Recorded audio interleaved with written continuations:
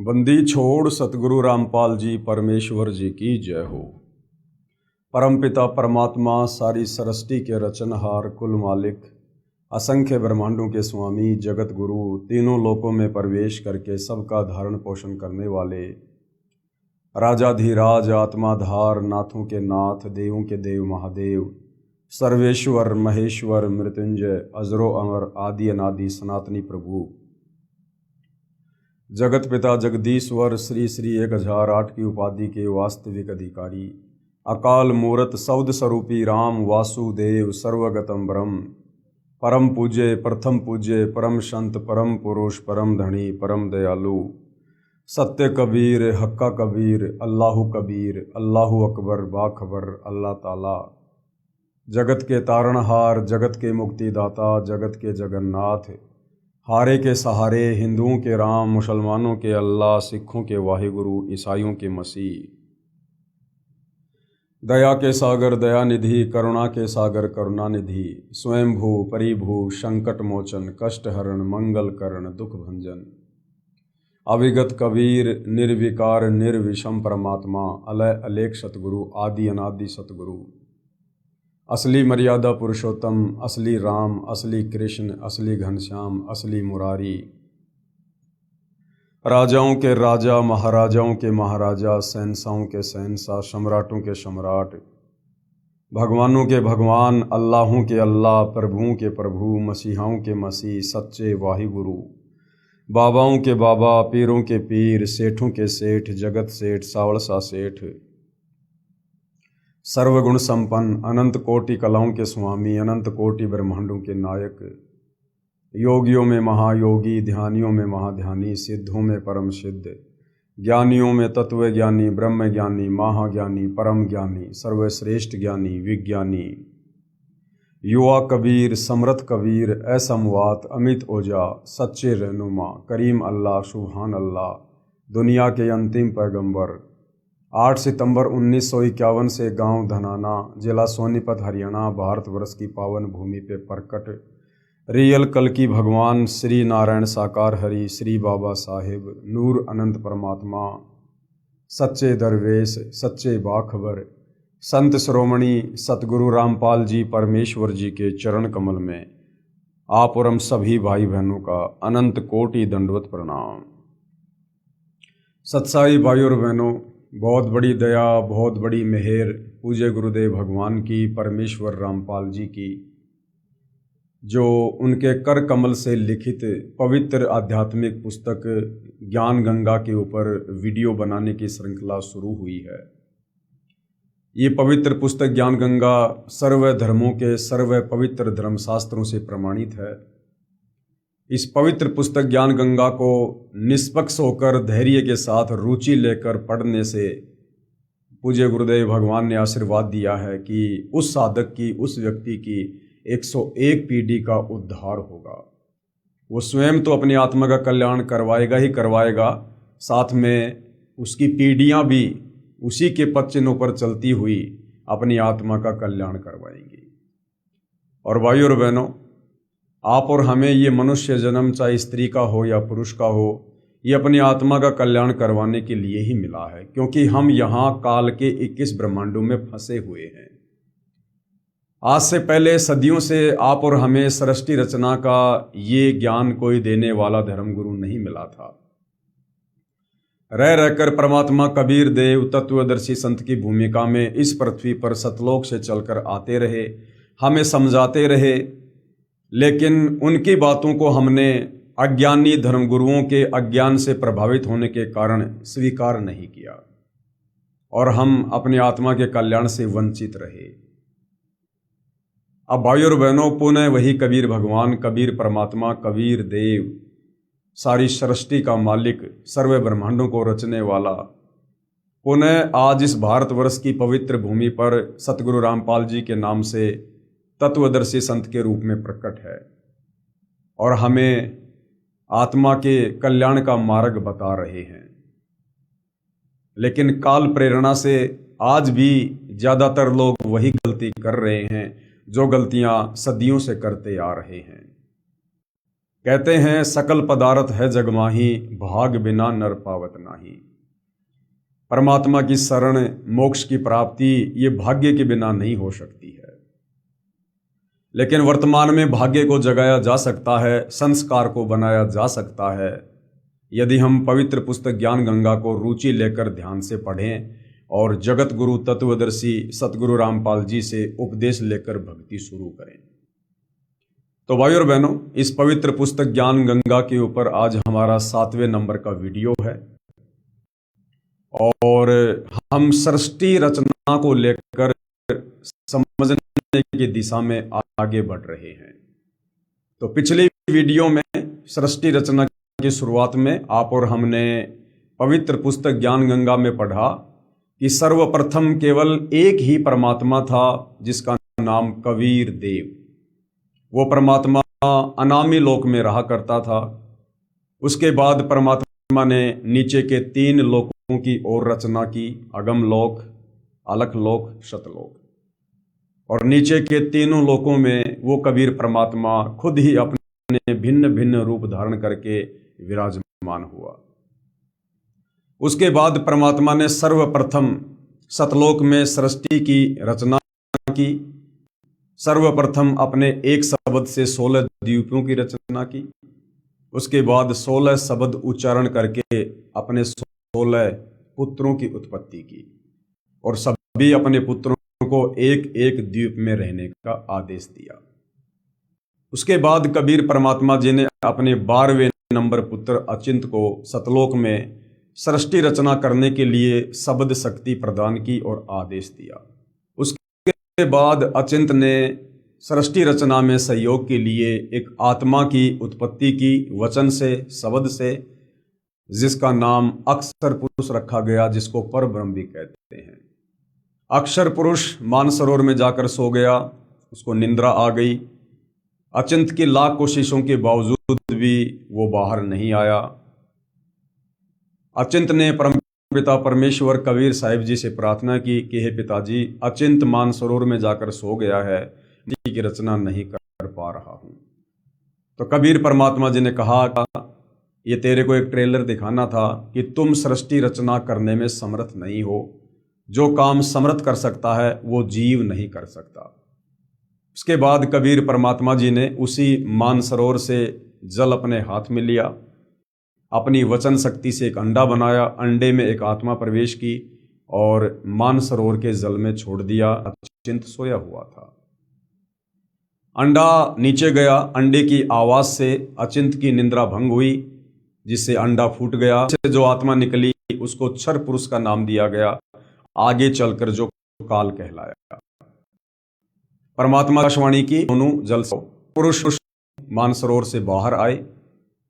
कबीर परमात्मा जी ने दोनों को आदेश दिया कि तुम अपने भाई अचिंत के द्वीप में रहो। तीनों एक ही द्वीप में रहने लगे। आगे चलकर क्षर पुरुष काल के मन में खरपतवार पैदा हुई, अलग से राज्य प्राप्ति की इच्छा हुई। उसने एक पैर पर खड़ा होकर तप करना शुरू किया। लगभग उसने 3 बार तप किया। 3 बार के तप में परमात्मा ने उसे 21 ब्रह्मांड, 3 गुण, 5 तत्व और बहुत सी आत्माएं दे दी। सर्वप्रथम जिस आत्मा ने काल के साथ जाने की स्वीकृति दी थी, हाथ खड़ा किया था, परमात्मा ने उसको एक सुंदर युवा लड़की बनाया, जिसका नाम आदि माया अष्टंगी रखा। आगे चलकर जिसका नाम दुर्गा पड़ा। क्षर पुरुष ने उस युवा लड़की के साथ में बलात् करने की कोशिश की। उसके बाद क्षर पुरुष को कबीर परमात्मा जी ने श्राप देकर कि आज के बाद तेरा नाम काल होगा, तू प्रतिदिन 1 लाख आत्माओं का आहार करेगा और काल के 21 ब्रह्मांडों को दुर्गा सहित और हम सब जितनी भी आत्माएं जिन्होंने काल के साथ उसके 21 ब्रह्मांड में जाने की स्वीकृति दी थी, सभी आत्माओं को परमात्मा ने दुर्गा के अंतःकरण में सूक्ष्म रूप में फीड कर दिया था और सभी को परमात्मा जी ने सतलोक से 16 संघ कोस की दूरी पर यहाँ भेज दिया, जहाँ हम इस काल के 21 ब्रह्मांड में अपना कर्म भोग रहे हैं। उसके बाद इस काल ने दुर्गा के साथ मनमानी की कि अब मेरा कौन क्या बिगाड़ देगा, मुझे जो सजा मिलनी थी मिल चुकी है, अब मैं अपनी मनमानी करूँगा। और उसने दुर्गा के साथ में ज़बरदस्ती की, शारीरिक संबंध बनाए और 3 पुत्र उत्पन्न किए, रजगुण ब्रह्मा, शतगुण विष्णु, तमगुण शंकर। उसके बाद ब्रह्मा जी ने अपने पिता काल ब्रह्म की तलाश करने की कोशिश की, 4 युग तक ध्यान लगाया, लेकिन अपने पिता को प्राप्त नहीं कर पाया। माता दुर्गा को झूठ बोलने के चलते कि मैंने पिता के दर्शन कर लिए, ब्रह्मा जी को श्राप लगा कि जग में तेरी पूजा नहीं होगी और तेरे वंशज भी तेरी तरह पाखंडी होंगे। उसके बाद विष्णु जी ने अपने पिता काल ब्रह्म की खोज करने की कोशिश की, लेकिन नहीं मिला। उसने अपनी माता दुर्गा को आकर सब कुछ सच सच बता दिया। दुर्गा ने आशीर्वाद दिया कि बेटा तू सत्यवादी होगा, जग में तेरी पूजा होगी। शंकर जी ने अपने पिता की खोज ही नहीं की कि जब मेरे 2 भाइयों को पिता नहीं मिला तो मैं व्यर्थ में प्रयत्न नहीं करूँगा। उसके बाद दुर्गा ने इन तीनों की शादी कर दी, इनको अपने अपने लोकों में भेज दिया और एक एक गुण युक्त कर दिया। रजोगुण का स्वामी ब्रह्मा जी, सतोगुण का स्वामी विष्णु जी, तमोगुण का स्वामी शंकर जी। उसके बाद में इस काल ब्रह्म ने, जिसको ब्रह्म कहते हैं, काल कहते हैं, क्षर पुरुष भी इसी का नाम है, ज्योति निरंजन भी कहते हैं, जो ब्रह्मा विष्णु महेश का पिता है, दुर्गा का पति है, इसने दुर्गा से कहा कि दुर्गा अब मैं किसी को भी अपने वास्तविक काल रूप में दर्शन नहीं दूंगा और तीनों पुत्रों के माध्यम से अब तू मेरे भोजन की व्यवस्था करेगी, जीवों की उत्पत्ति करवाएगी। और काल ने फिर प्रतिज्ञा कर ली कि आज के बाद मैं अव्यक्त रहूंगा। तो आगे हम सृष्टि रचना में आज इसी विषय पर चर्चा करेंगे कि काल ने फिर अव्यक्त रहने की प्रतिज्ञा क्यों की। तो भाई और बहनों, ये पवित्र पुस्तक ज्ञान गंगा आप जियों के समक्ष है और आज का टॉपिक है ब्रह्म यानी काल की अव्यक्त रहने की प्रतिज्ञा।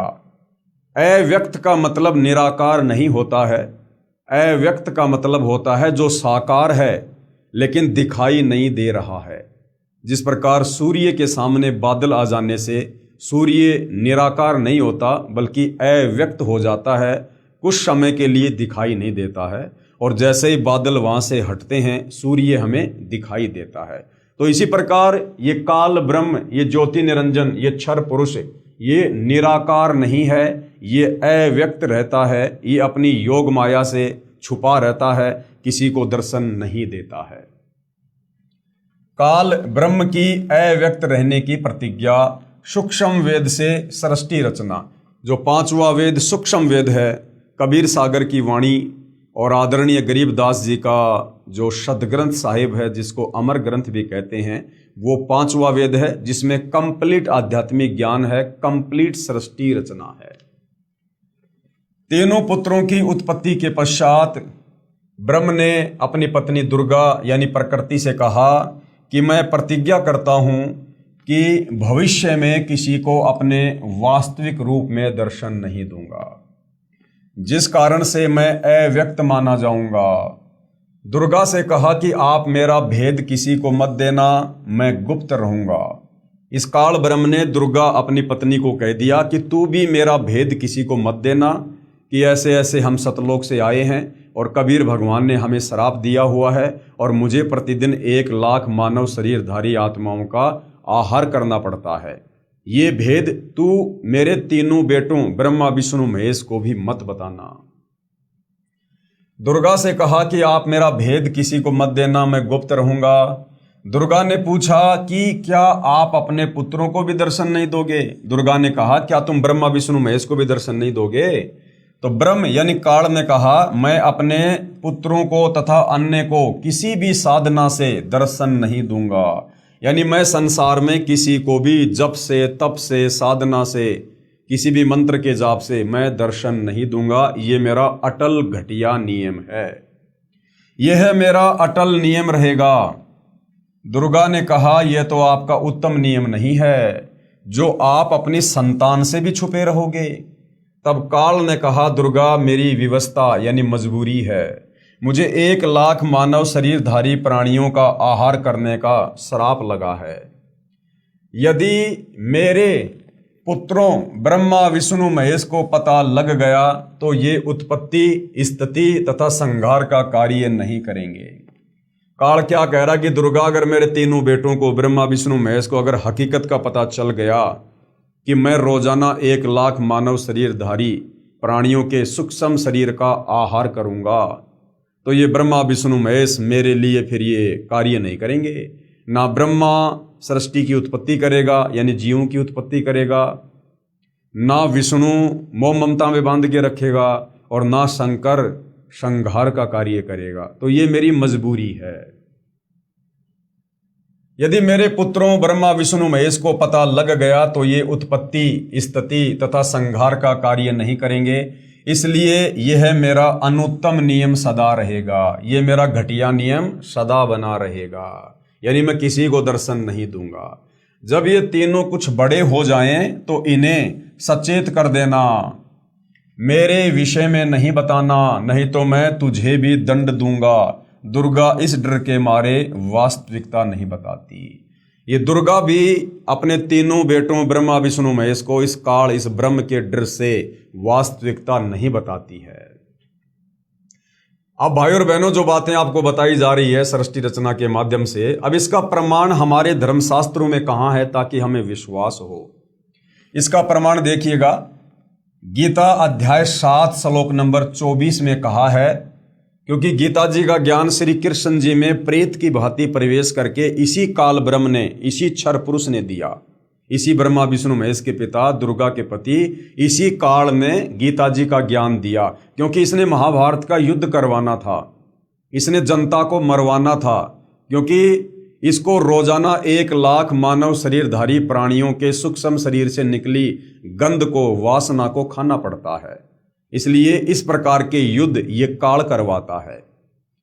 अन्यथा श्री कृष्ण जी युद्ध के पक्ष में नहीं थे।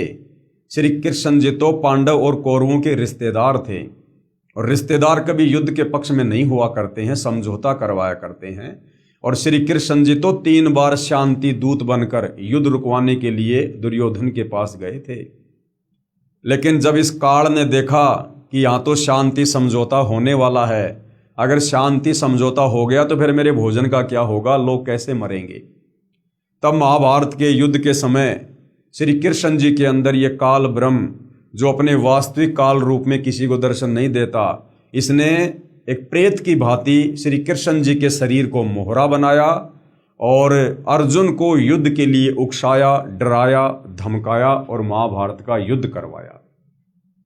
गीता अध्याय 7 श्लोक नंबर 24 में कहा है कि ये बुद्धिहीन जन समुदाय मेरे अनुत्तम नियम से अपरिचित है। इसका कौन सा ये अनुत्तम नियम है? अनुत्तम यानी घटिया, कि मैं कभी किसी के सामने अपने ओरिजिनल काल रूप में प्रकट नहीं होता, मैं कभी भी किसी के सामने प्रकट नहीं होता, अपनी योग माया से छुपा रहता हूं। इसलिए मुझ अव्यक्त को यानी मुझ न दिखाई देने वाले काल को मनुष्य रूप में यानी श्री कृष्ण रूप में आया हुआ अर्थात श्री कृष्ण मान रहे हैं। इस महाभारत के युद्ध में ये मूर्ख जन समुदाय मुझ छुपे रहने वाले काल को, मुझ अव्यक्त रहने वाले काल को श्री कृष्ण जी मान रहे हैं, जबकि महाभारत के युद्ध के समय वो ज्ञान श्री कृष्ण जी ने नहीं दिया। दुनिया तो यही सोच रही थी कि श्री कृष्ण जी उपदेश दे रहे हैं, क्योंकि देते हुए श्री कृष्ण जी दिखाई दे रहे थे, लेकिन अंदर वो काल बैठा हुआ था। ये श्लोक आप जियों के सामने है। बुद्धिहीन मेरे अनुत्तम अर्थात घटिया अविनाशी विशेष भाव को न जानते हुए मुझ अव्यक्त को मनुष्य रूप में आया मानते हैं, अर्थात मैं कृष्ण नहीं हूं। यह अध्याय 7 श्लोक नंबर 24 है। यह आप जियों की आंखों के सामने है। गीता प्रेस गोरखपुर से प्रकाशित ये गीता जी है। गीता जी अध्याय 7 श्लोक नंबर 24। अव्यक्तम व्यक्तिम आपनम मन्नते माम अबुद्धे परम भावम अजानतः मम अव्ययम अनुत्तमम। इसका हिंदी में सामने बिल्कुल सरलार्थ किया हुआ है, आप जी पढ़े लिखे हैं, देख सकते हैं। बुद्धिहीन पुरुष यानी इस महाभारत के युद्ध में जितने भी बड़े बड़े योद्धा हैं, ये जो सेना है, ये बुद्धिहीन पुरुष मेरे अनुत्तम यानी घटिया, अविनाशी, परम भाव को न जानते हुए, यानी काल कह रहा है कि मेरे घटिया नियम को ये जन समुदाय ना जानते हुए मन इंद्रियों से परे मुझ सच्चिदानंद घन परमात्मा को मनुष्य की भांति जन्म कर यानी व्यक्ति भाव को प्राप्त हुआ मानते हैं। ये लोग मुझे श्री कृष्ण जी के रूप में मान रहे हैं कि मैं श्री कृष्ण की तरह जन्म लेकर प्रकट होता हूं। तो ये काल कह रहा है कि ये मूर्ख जन समुदाय, बुद्धिहीन जन समुदाय मेरे इस घटिया नियम से अपरिचित है कि मैं श्री कृष्ण की तरह किसी माँ से जन्म लेकर नहीं आता।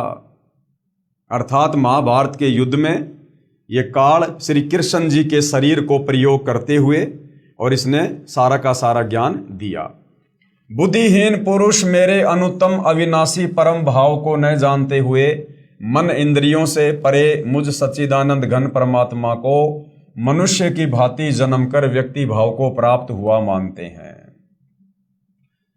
गीता अध्याय 11 श्लोक नंबर 47 और 48 में ये काल ब्रह्म गीता का ज्ञान देने वाला क्या कह रहा है। गीता अध्याय 11 श्लोक 47-48 में कहा है कि यह मेरा वास्तविक काल रूप है। इसके दर्शन अर्थात ब्रह्म प्राप्ति न वेदों में वर्णित विधि से, न जप से, न तप से तथा न किसी क्रिया से हो सकती है।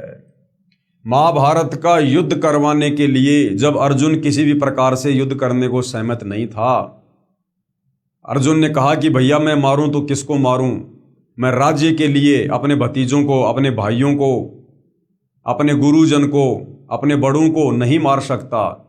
इससे अच्छा तो मैं भीख मांग कर जीवन निर्वाह कर लूंगा, मैं युद्ध नहीं करूंगा। जब अर्जुन किसी भी प्रकार से युद्ध करने के लिए तैयार नहीं हुआ, तब इस काल ने, इस ब्रह्म ने अपने भोजन के लिए इसने श्री कृष्ण जी के अंदर इसने प्रेत की भांति प्रवेश किया और फिर अर्जुन को अपना वो विराट रूप दिखाया, अपना काल रूप दिखाया, जिससे अर्जुन भयभीत हो गया और उसने फिर से हथियार उठा लिए। तो क्या कह रहा है ये काल ब्रह्म अर्जुन को दर्शन देते हुए? गीता अध्याय 11 श्लोक 47-48 में कहा है कि यह मेरा वास्तविक काल रूप है।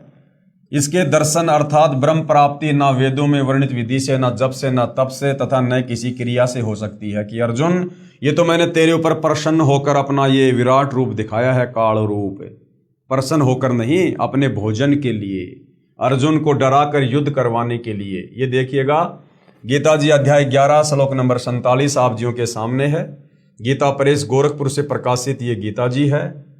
ये जो श्लोक है ये संस्कृत में आप जियों के सामने लिखा हुआ है, अनुवाद सामने है।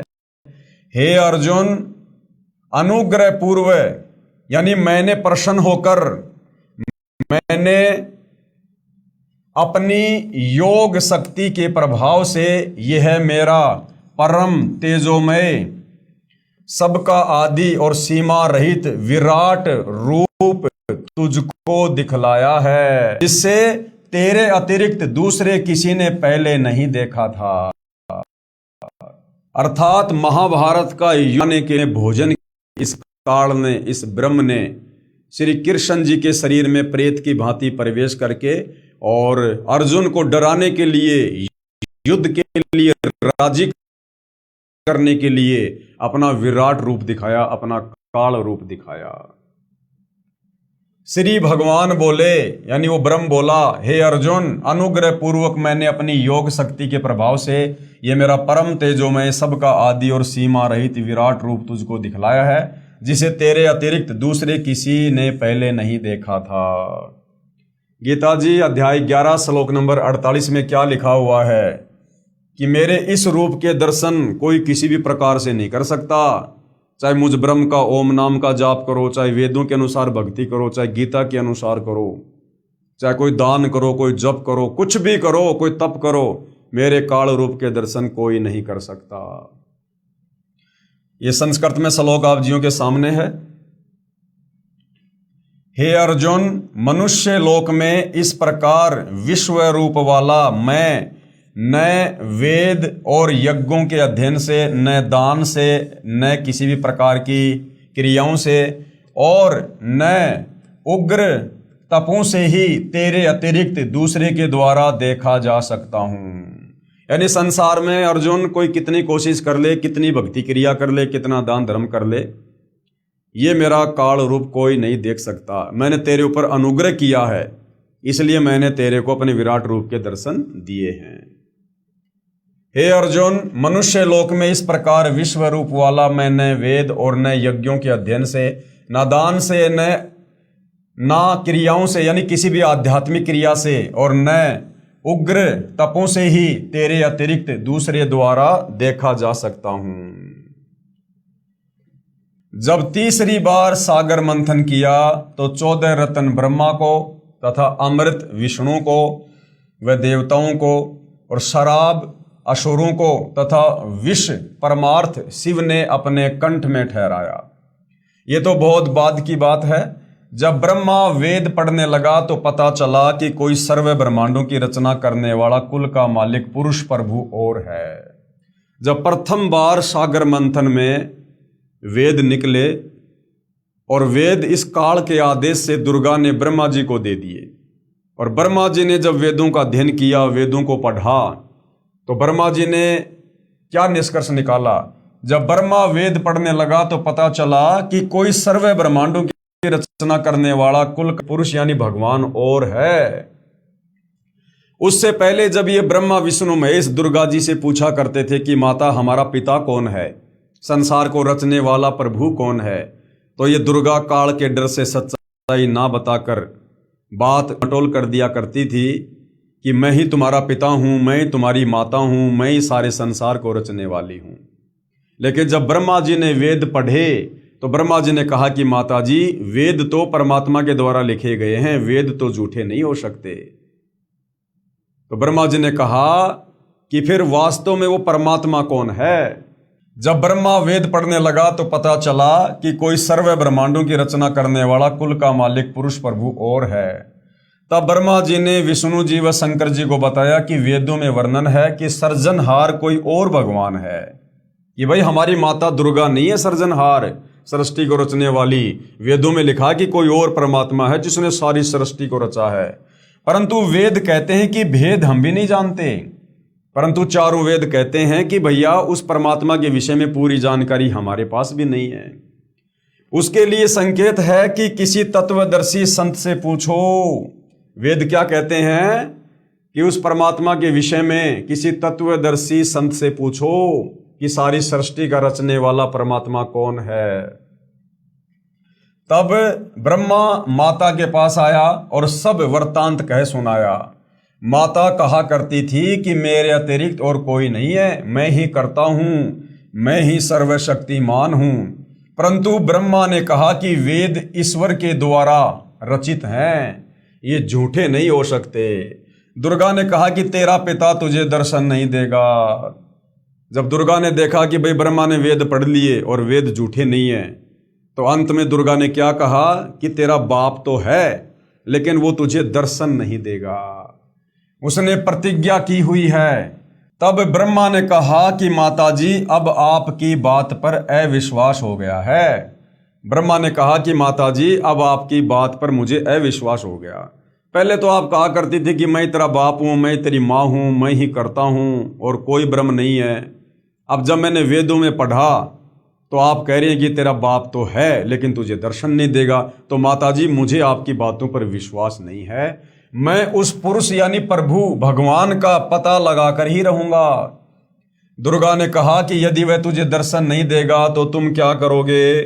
ब्रह्मा ने कहा कि मैं आपको शक्ल नहीं दिखाऊंगा। दूसरी तरफ ज्योति निरंजन ने कसम खाई है कि मैं अव्यक्त रहूंगा, किसी को दर्शन नहीं दूंगा, अर्थात 21 ब्रह्मांड में कभी भी अपने वास्तविक काल रूप में आकार में नहीं आऊंगा। ये गीता जी अध्याय 7 श्लोक नंबर 24 है, जो अभी आप और हमने ये पढ़ा है कि अव्यक्तम व्यक्तिम आपनम मन्नते माम अबुद्धे परम भावम अजानतः मम अव्ययम अनुत्तमम, कि ये मेरा घटिया अनुत्तम अटल नियम है कि मैं यहाँ किसी को दर्शन नहीं दूंगा और ये मूर्ख बुद्धिहीन जन समुदाय मुझे श्री कृष्ण की तरह माँ के गर्भ से जन्म लेकर आया हुआ मान रहा है। अर्थात महाभारत के युद्ध में ये लोग ये सोच रहे हैं कि श्री कृष्ण ज्ञान दे रहा है, लेकिन उस समय वो श्री कृष्ण नहीं था, केवल श्री कृष्ण जी का शरीर था। गीता अध्याय नंबर 7 का श्लोक नंबर 25, न अहम प्रकाश है सर्वस्य योग माया समावृत है, मूढ़ अयम न अभिजानति लोके माम अजम अव्यम।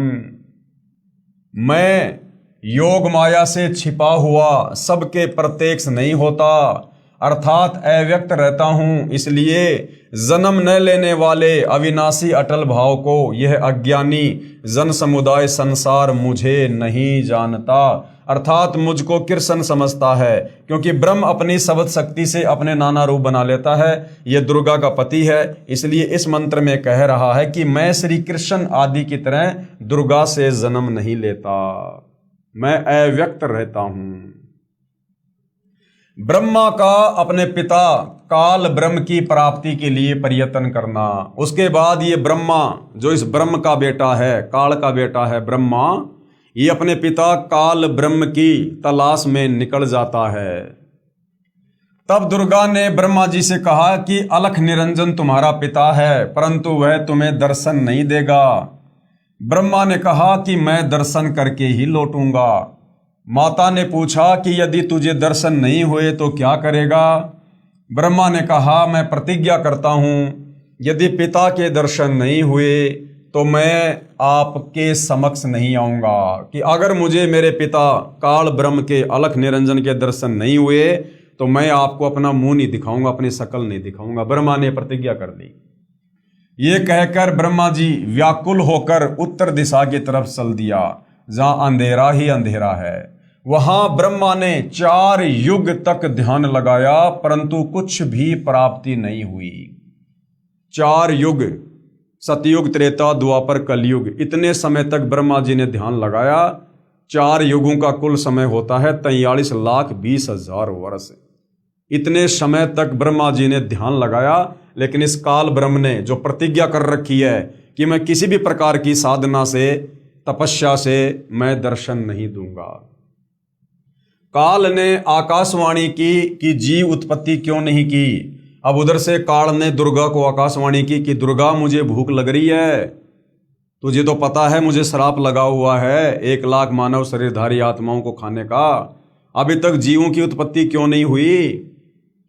भवानी यानी दुर्गा ने कहा कि आपका ज्येष्ठ पुत्र यानी बड़ा बेटा ब्रह्मा जिद करके आपकी तलाश में गया है, और ब्रह्मा के बिना जीव उत्पत्ति का सब कार्य असंभव है। ब्रह्म यानी काल ने कहा उसे वापस बुला लो, मैं उसे दर्शन नहीं दूंगा। तब दुर्गा यानी प्रकृति ने अपनी शब्द शक्ति से गायत्री नाम की लड़की उत्पन्न की तथा उसे ब्रह्मा को लौटा लाने को कहा। गायत्री ब्रह्मा जी के पास गई, परंतु ब्रह्मा जी समाधि लगाए हुए थे, उन्हें कोई आभास ही नहीं था कि कोई आया है। तब आदि कुमारी प्रकृति ने यानी उस दुर्गा ने गायत्री को ध्यान द्वारा बताया कि इसके चरण स्पर्श कर। तब गायत्री ने ऐसा ही किया। ब्रह्मा जी का ध्यान भंग हुआ तो क्रोधवश बोले कि कौन पापिन है जिसने मेरा ध्यान भंग कर दिया, मैं तुझे श्राप दूंगा। गायत्री कहने लगी कि मेरा दोष नहीं है, पहले मेरी बात सुनो तब श्राप देना। मेरे को माता ने यानी दुर्गा ने तुम्हें लौटा लाने को कहा है, क्योंकि आपके बिना जीव उत्पत्ति नहीं हो सकती। ब्रह्मा ने कहा कि मैं कैसे जाऊं, पिताजी के दर्शन हुए नहीं, ऐसे जाऊं तो मेरा उपहास होगा यानी मेरा मजाक उड़ाया जाएगा कि तू तो कह रहा था ना जब तक मैं पिताजी के दर्शन नहीं कर लूंगा तब तक वापस नहीं लौटूंगा। यदि माता जी के समक्ष ये कह दे कि ब्रह्मा को पिता यानी ज्योति निरंजन के दर्शन हुए हैं और मैंने अपनी आंखों से देखा है तो मैं आपके साथ चलूं। अब ब्रह्मा जी ने क्या कहा कि गायत्री अगर तू माता दुर्गा जी के सामने मेरी झूठी गवाही दे दे कि मेरी आंखों के सामने ब्रह्मा को उसके पिता ज्योति निरंजन ने ब्रह्म ने दर्शन दिए हैं तो मैं तेरे साथ में चल सकता हूं। यानी भाई और बहनों, झूठ की शुरुआत कहां से हो रही है? सबसे पहला झूठ इस काल ने कि मैं आज के बाद किसी को दर्शन नहीं दूंगा, छुपा रहूंगा। उसके बाद सबसे बड़ा झूठ सृष्टि में बोला इस देवी ने, दुर्गा ने, प्रकृति ने। अपने बेटों को इसने हकीकत नहीं बताई, अपने बेटों को भी झूठ बोला कि तुम्हारा कोई बाप नहीं है, मैं तुम्हारा बाप हूं। और उसके बाद ये ब्रह्मा, दुर्गा का बड़ा बेटा, ये कह रहा कि तुम माँ के सामने झूठी गवाही दे देना गायत्री कि मुझे पिताजी ने दर्शन दे दिए। तब गायत्री ने कहा कि आप मेरे साथ संभोग यानी सेक्स करोगे तो मैं आपकी झूठी साक्षी गवाही भरूंगी। गायत्री ने यह शर्त क्यों रखी कि कल को अगर ब्रह्मा ने कल को कह दिया कि मुझे दर्शन नहीं हुए तो मैं तो झूठी पड़ जाऊंगी, मेरी तो पिटाई हो जाएगी, मुझे तो श्राप लग जाएगा, तो मैं अकेली ना मरूं, साथ में ये ब्रह्मा भी मरे। इसलिए गायत्री ने कहा कि आप मेरे साथ में संभोग करो, रति क्रिया करो, तब मैं आपकी झूठी गवाही दूंगी। और गायत्री ने झूठी गवाही देनी इसलिए भी जरूरी थी क्योंकि उधर से दुर्गा का आदेश था कि किसी भी प्रकार से उसको लेकर आना है। तब गायत्री ने कहा कि आप मेरे साथ संभोग यानी सेक्स करोगे तो मैं आपकी झूठी साक्षी गवाही भरूंगी। तब ब्रह्मा ने सोचा कि पिता के दर्शन हुए नहीं, वैसे जाऊं तो माता के सामने शर्म लगेगी, और चारा नहीं दिखाई दिया। फिर गायत्री से रति क्रिया यानी संभोग किया। तब गायत्री ने कहा कि क्यों ना एक गवाह और तैयार किया जाए ताकि बात थोड़ी मजबूत हो जाए। ब्रह्मा ने कहा बहुत ही अच्छा है। तब गायत्री ने शब्द शक्ति से एक लड़की जिसका नाम पुहुपवती पैदा की तथा उससे दोनों ने कहा कि आप गवाही देना कि ब्रह्मा ने पिता के दर्शन किए हैं। तब पुहुपवती ने कहा कि मैं क्यों झूठी गवाही दूं? हाँ, यदि ब्रह्मा मेरे से रति क्रिया संभोग करे तो गवाही दे सकती हूं। गायत्री ने ब्रह्मा को समझाया, उकसाया कि और कोई चारा नहीं है। तब ब्रह्मा ने पुहुपवती से संभोग किया तो तीनों मिलकर आदि माया यानी प्रकृति के पास आए, दुर्गा के पास। दोनों देवियों ने उपरोक्त शर्त इसलिए रखी थी कि यदि ब्रह्मा माता के सामने हमारी झूठी गवाही को बता देगा तो माता हमें श्राप देगी, इसलिए उसे भी दोषी बना लिया। यहां गरीबदास जी महाराज कहते हैं, दास गरीब यह चूक धुरोधर। आदरणीय गरीबदास जी क्या कह रहे हैं कि भाई ये जो चूक है, ये जो गलती है, ये जो झूठ है, ये ऊपर से चली आ रही है। भावार्थ, इस काल यानी ब्रह्म के लोक में यानी 21 ब्रह्मांड में यह बुराई शुरू से ही है तथा यहाँ काल के लोक में देवता भी बुराई से अछूते नहीं हैं।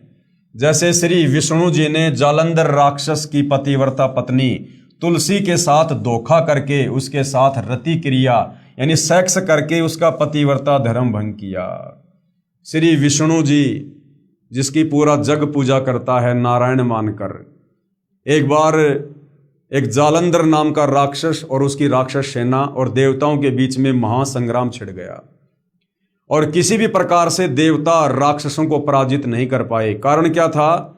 जो जालंधर राक्षस था उसकी जो पत्नी थी तुलसी, वो पतिव्रता थी, और जब तक उसकी पत्नी का पतिव्रता धर्म कोई भ्रष्ट ना कर दे, ना तोड़ दे, तब तक उस राक्षस को नहीं मारा जा सकता था। सारे देवता फेल हो गए। अंत में सारे देवता मिलकर श्री विष्णु जी के पास में गए और विष्णु जी ने धोखे से, छल से उस जालंधर राक्षस का रूप बनाया और उस तुलसी के पास जाकर शारीरिक संबंध बनाए, जिससे उसका पतिव्रता धर्म खंड हुआ और उधर फिर देवताओं ने जालंधर राक्षस का वध किया। तो गरीबदास जी कह रहे हैं कि भैया ये जो झूठा जो सारा खेल है, ये जो गलतियां हैं, ये तो 21 ब्रह्मांड में ऊपर से देवताओं से चली आ रही हैं। उसके बाद भगवान शिव ने भी श्री विष्णु द्वारा मोहिनी रूप धारण करने पर उसके साथ संभोग सेक्स करने के मकसद से उसका हाथ पकड़ा। उसी कारण से श्री शिव का शुक्र यानी वीर्य संकलित हो गया। श्री विष्णु जी अपने वास्तविक रूप में प्रकट हो गए। उसके बाद में श्री शंकर जी ने बड़ी शर्मिंदगी महसूस की। माता दुर्गा द्वारा ब्रह्मा को श्राप देना। अब जब ब्रह्मा जी ने आकर कहा कि मुझे मेरे पिताजी के दर्शन हो गए, तो उसके बाद में दुर्गा काल से नाराज हो गई कि तू मेरे को तो कह रहा था कि मैं किसी को दर्शन नहीं दूंगा, और तूने अपने बेटे को दर्शन दे दिए। और फिर उसके बाद काल ने आकाशवाणी की कि मैंने तो किसी को कोई दर्शन नहीं दिए, ये सारे के सारे झूठ बोल रहे हैं। फिर दुर्गा ने नाराज होकर ब्रह्मा को श्राप दे दिया और उस गायत्री को और पोहपति को भी श्राप दे दिया। माता दुर्गा द्वारा ब्रह्मा को श्राप देना। अब भाई और बहनों, हमारे बहुत सारे कंसेप्ट यहाँ क्लियर होंगे। आज से पहले तो हमारे नादान धर्म गुरुओं ने, आचार्य शंकराचार्यों ने हमें केवल यही बताया था कि ब्रह्मा विष्णु महेश के माता पिता नहीं हैं, ये अजरो अमर हैं, आदि अनादि हैं, सारी सृष्टि के रचयिता हैं। लेकिन अब सतगुरु रामपाल जी परमेश्वर जी ने आकर शास्त्रों से हकीकत बताई, हकीकत दिखाई। हम पहले सोचा करते थे कि भाई शंकर जी की पूरी दुनिया भक्ति करती है, बहुत सारे मंदिर हैं, विष्णु जी की पूरी दुनिया भक्ति करती है, बहुत सारे मंदिर हैं, ये ब्रह्मा जी की भक्ति कोई क्यों नहीं करता? ये पूरे संसार में एक छोटा सा मंदिर अजमेर के पुष्कर में ही क्यों है ब्रह्मा जी का? बाकी आम घरों में ब्रह्मा जी की भक्ति क्यों नहीं होती है? तो कहीं कोई जवाब हमें नहीं मिलता था धर्म गुरुओं से, क्योंकि उन्हें खुद नहीं पता था। अब सतगुरु रामपाल जी ने सृष्टि रचना के माध्यम से बताया कि ब्रह्मा की भक्ति क्यों नहीं होती है, क्योंकि ब्रह्मा को उसकी माता दुर्गा ने श्राप दे रखा है। माता दुर्गा द्वारा ब्रह्मा को श्राप देना। ब्रह्मा ने वेदों में पढ़ा, यजुर्वेद अध्याय 5 मंत्र 1 में कि अग्ने तनुर अशी, अग्ने यानी परमात्मा, तनु यानी सहशरीर, असी मानी है, यानी परमात्मा का तेजोमय शरीर है। अग्ने तनु असी यानी परमेश्वर तेजोमय शरीर युक्त है, यानी वो निराकार नहीं है। विष्णवे तवा सोमस्य तनु अशी, इसका अर्थ है सभी का पालन करने के लिए उस अविनाशी परमात्मा का शरीर है। इसलिए ब्रह्मा ने उन दोनों स्त्रियों को समझा दिया था, गायत्री को और पोहपति को, कि अगर माताजी पूछे ना कि भाई अगर तुम्हारे सामने इस ब्रह्मा को अगर इसके पिता ने दर्शन दिए हैं तो बताओ वो कैसा दिखाई देता है। तो ब्रह्मा ने पहले वेदों से पढ़ लिया था कि परमात्मा सहशरीर है, उसका तेजोमय शरीर है। तो ब्रह्मा ने दोनों लड़कियों को पढ़ा दिया कि अगर माता इस प्रकार की बात पूछ ले तो बता देना कि वो सहशरीर है, तेजोमय शरीर है। कि तुम कहना कि परमात्मा मानव सदृश से, यानी इंसान की तरह दिखाई देने वाला तेजोमय शरीर युक्त है। तब माता ने ब्रह्मा से पूछा, यानी दुर्गा ने फिर ब्रह्मा से पूछा, क्या तुझे तेरे पिता के दर्शन हुए? ब्रह्मा ने कहा, हाँ मुझे पिता के दर्शन हुए हैं, वह मनुष्य सदृश तेजोमय शरीर युक्त है। दुर्गा ने कहा, साक्षी बता, कि कोई गवाह बता। तब ब्रह्मा ने कहा, इन दोनों के सामने साक्षात्कार हुआ। देवी ने उन दोनों लड़कियों से पूछा, क्या तुम्हारे सामने ब्रह्म यानी काल का साक्षात्कार हुआ है? तब दोनों ने कहा कि हाँ, हमने अपनी आंखों से देखा है। फिर भवानी यानी प्रकृति को संशय हुआ कि मुझे तो उस ब्रह्म ने यानी काल ने कहा था कि मैं किसी को दर्शन नहीं दूंगा, परंतु ये कहते हैं कि दर्शन हुए हैं। तब अष्टंगी यानी 8 भुजा वाली दुर्गा ने ध्यान लगाया और काल यानी ज्योति निरंजन से पूछा कि ये क्या कहानी है? ज्योति निरंजन जी ने कहा कि ये तीनों झूठ बोल रहे हैं। काल ने कहा कि दुर्गा ये तीनों झूठ बोल रहे हैं। तब माता ने कहा कि तुम झूठ बोल रहे हो। दुर्गा ने कहा उन तीनों से कि तुम झूठ बोल रहे हो, आकाशवाणी हुई है कि इन्हें कोई दर्शन नहीं हुए। ये बात सुनकर ब्रह्मा ने कहा कि माताजी, मैं सौगंध खाकर पिता की तलाश करने गया था, परंतु पिता यानी ब्रह्म के दर्शन नहीं हुए और आपके पास आने में शर्म लग रही थी, इसलिए हमने झूठ बोल दिया। तब माता दुर्गा ने कहा, अब मैं तुम्हें श्राप दूंगी। दुर्गा गुस्से में हो गई और दुर्गा ने कहा कि ब्रह्मा, अब मैं तेरे को श्राप दूंगी। अब भाइयों और बहनों, दुर्गा जी ने ब्रह्मा जी को क्या श्राप दिया, जिस कारण से जगत में ब्रह्मा जी की भक्ति कोई नहीं करता। ब्रह्मा को श्राप, तेरी पूजा जग में नहीं होगी, आगे तेरे वंशज होंगे वे बहुत पाखंड करेंगे। यानी ब्रह्मा, आगे जो तेरे वंशज होंगे, जो ब्राह्मण होंगे, धर्म गुरु होंगे, जो पंडित होंगे, ये जो जाति से पंडित और ब्राह्मण हैं, इनकी बात नहीं हो रही। आध्यात्मिक क्षेत्र में जो धर्म शास्त्रों के आधार से जनता का मार्गदर्शन करता है, जो गुरु पद पर होता है, उसको असल में पंडित कहते हैं, ब्राह्मण कहते हैं, धर्म गुरु कहते हैं। क्योंकि ब्रह्मा जी को चारों वेद दिए गए और ब्रह्मा जी ने फिर आगे वो वेद और वेदों का ज्ञान अपने वंशजों को दिया, जैसे मनु को दिया, मनु ने फिर आगे अपने वंशजों को दिया।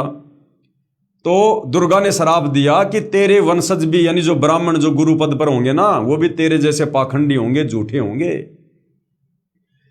ब्रह्मा को श्राप, तेरी पूजा जगत में नहीं होगी, आगे तेरे वंशज होंगे, वे बहुत पाखंड करेंगे, झूठी बात बनाकर जगत को ठगेंगे, ऊपर से तो कर्म कांड करते दिखाई देंगे, अंदर से विकार करेंगे, कथा पुराणों को पढ़कर सुनाया करेंगे, लेकिन स्वयं को ज्ञान नहीं होगा कि सदग्रंथों में वास्तविकता क्या है।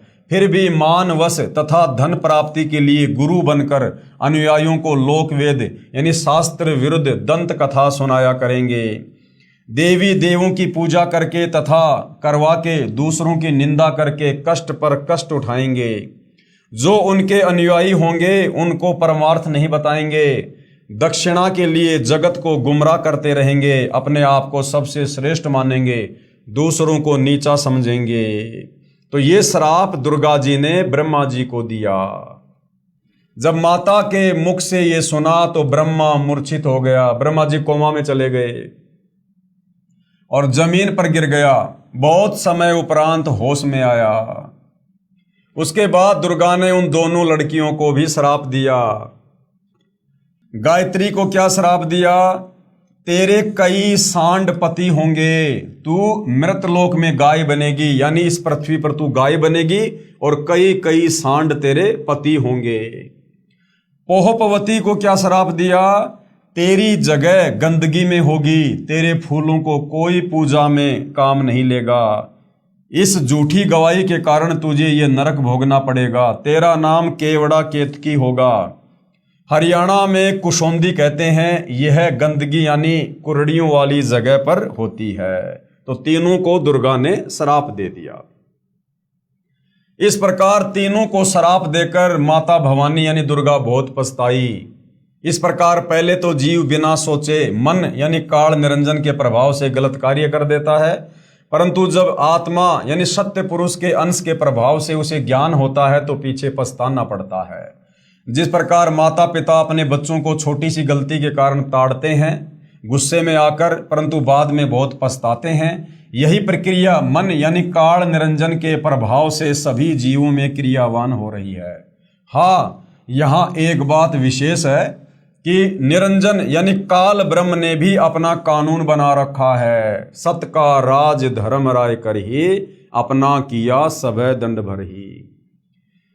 इस काल ब्रह्म ने भी अपना कानून बना रखा है कि यदि कोई जीव किसी दुर्बल जीव को सताएगा उसे उसका बदला देना पड़ेगा। जब आदि भवानी यानी उस प्रकृति देवी ने, अष्टंगी ने यानी दुर्गा ने, जब ब्रह्मा गायत्री और पोहपवती को श्राप दिया तो अलख निरंजन यानी काल ब्रह्म ने कहा कि हे भवानी, हे प्रकृति, अष्टंगी दुर्गा, ये आपने अच्छा नहीं किया। अब मैं यानी काल निरंजन आपको श्राप देता हूं। फिर इस काल ने भी दुर्गा को श्राप दे दिया। और क्या श्राप दिया? कि द्वापर युग में तेरे भी 5 पति होंगे, अर्थात ये जो द्रौपदी थी ये आदि माया का अवतार हुई। इस काल के श्राप के चलते जो द्रौपदी थी वो द्वापर युग में, जिस द्रौपदी के कारण महाभारत का युद्ध हुआ, जिसने दुर्योधन को टोंट कसा था कि अंधों की संतान अंधी होती है, द्रौपदी जो 5 पांडवों की सांजली पत्नी थी, वो कौन थी? वो दुर्गा थी, दुर्गा का अवतार थी वो। तो काल ने क्या श्राप दिया कि द्वापर युग में तेरे भी 5 पति होंगे। द्रौपदी ही आदि माया यानी दुर्गा का अवतार हुई। जब यह आकाशवाणी सुनी तो आदि माया ने कहा कि हे ज्योति निरंजन काल, मैं तेरे वश पड़ी हूं, जो चाहे सो कर ले। दुर्गा ने क्या सोचा कि भैया मैंने सतलोक में गलती कर दी, बहुत बड़ी, सबसे पहले हाथ ऊपर करके तेरे साथ आने की स्वीकृति देके, अपने पिता कबीर भगवान से धोखा करके, अब तू जो चाहे सो कर भाई, ये हमारी मजबूरी है। अब सृष्टि रचना में दुर्गा जी के अन्य नामों का बार बार लिखने का उद्देश्य है कि पुराणों, गीता तथा वेदों में प्रमाण देखते समय भ्रम उत्पन्न नहीं होगा। जैसे गीता अध्याय 14 श्लोक 3 और 4 में काल ब्रह्म ने कहा है कि प्रकृति तो गर्भ धारण करने वाली सब जीवों की माता है और मैं उसके गर्भ में बीज स्थापित करने वाला पिता हूं। श्लोक 4 में कहा है कि प्रकृति से उत्पन्न तीनों गुण, प्रकृति यानी दुर्गा से उत्पन्न तीनों गुण यानी ब्रह्मा विष्णु महेश जीव आत्मा को यानी सभी प्राणियों को कर्मों के बंधन में बांधते हैं।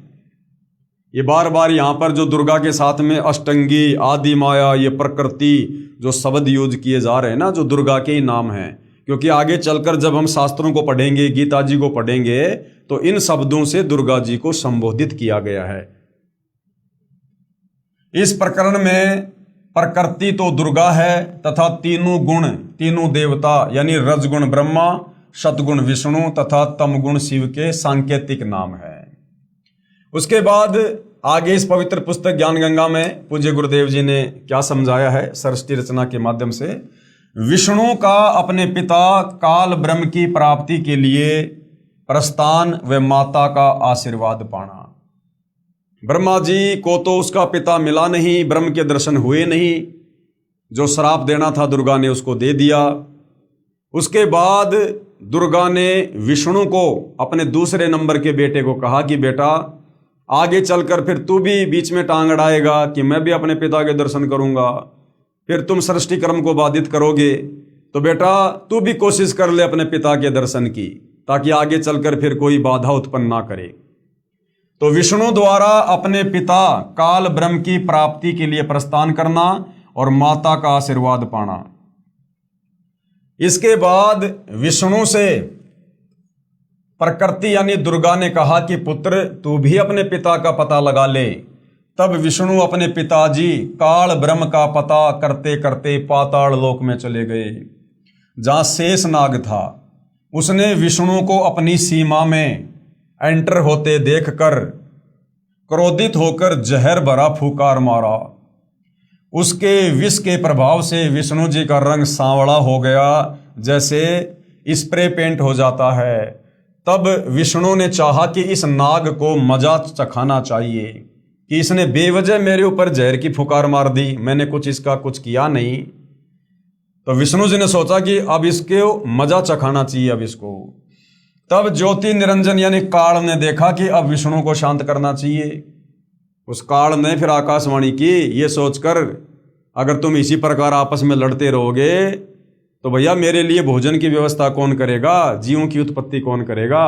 तो काल ने आकाशवाणी कर दी। तब ज्योति निरंजन काल ने देखा कि अब विष्णु को शांत करना चाहिए। तब आकाशवाणी हुई कि विष्णु अब तू अपनी माता जी के पास जा और सत्य सत्य सारा विवरण बता देना, तथा जो कष्ट आपको शेषनाग से हुआ है इसका बदला द्वापर युग में लेना, कि मैं तुझे इसका बदला द्वापर युग में दिलवाऊंगा। द्वापर युग में आप विष्णु तो श्री कृष्ण अवतार धारण करोगे और ये जो शेषनाग है ये काली दह में कालेंद्री नामक नाग होगा, शेषनाग का अवतार होगा। ऊंच होई के नीच सतावे ताकर बदला मोहि सो पावे, जो जीव देई पीर पुनि कहूं हम पुनि बदला दिवावे ताहूं। तब विष्णु जी माता जी के पास आए तथा सत्य सत्य कह दिया कि मुझे पिताजी के दर्शन नहीं हुए। विष्णु जी ने झूठ नहीं बोला, विष्णु जी ने साफ साफ कह दिया कि माता मुझे मेरे पिताजी के दर्शन नहीं हुए। इस बात से माता यानी प्रकृति दुर्गा बहुत प्रसन्न हुई और कहा कि पुत्र तू सत्यवादी है, अब मैं अपनी शक्ति से तेरे पिता से मिलाती हूं तथा तेरे मन का संशय खत्म करती हूं। कबीर परमात्मा जी क्या कहते हैं, कबीर देख पुत्र तो ही पिता बिठाऊं, कि बेटा विष्णु मैं तुझे तेरे पिता के दर्शन करवाती हूं और तेरे मन का धोखा मिटाऊं। मन स्वरूप करता कह जानो, कि ये मन ही काल है, मन ते दूजा और न मानो, इस मन के अलावा, इस मन के अलावा और मत समझ कि कोई तेरा बाप है, कोई भगवान है। स्वर्ग पाताल दौर मन केरा, मन अस्थिर मन है अनेरा, निरंकार मन ही को कहिए, मन ही आस निस दिन रहिए, देख हूं पलटी शून्य में है ज्योति, जहां पर झिलमिल झालर ज्योति होती।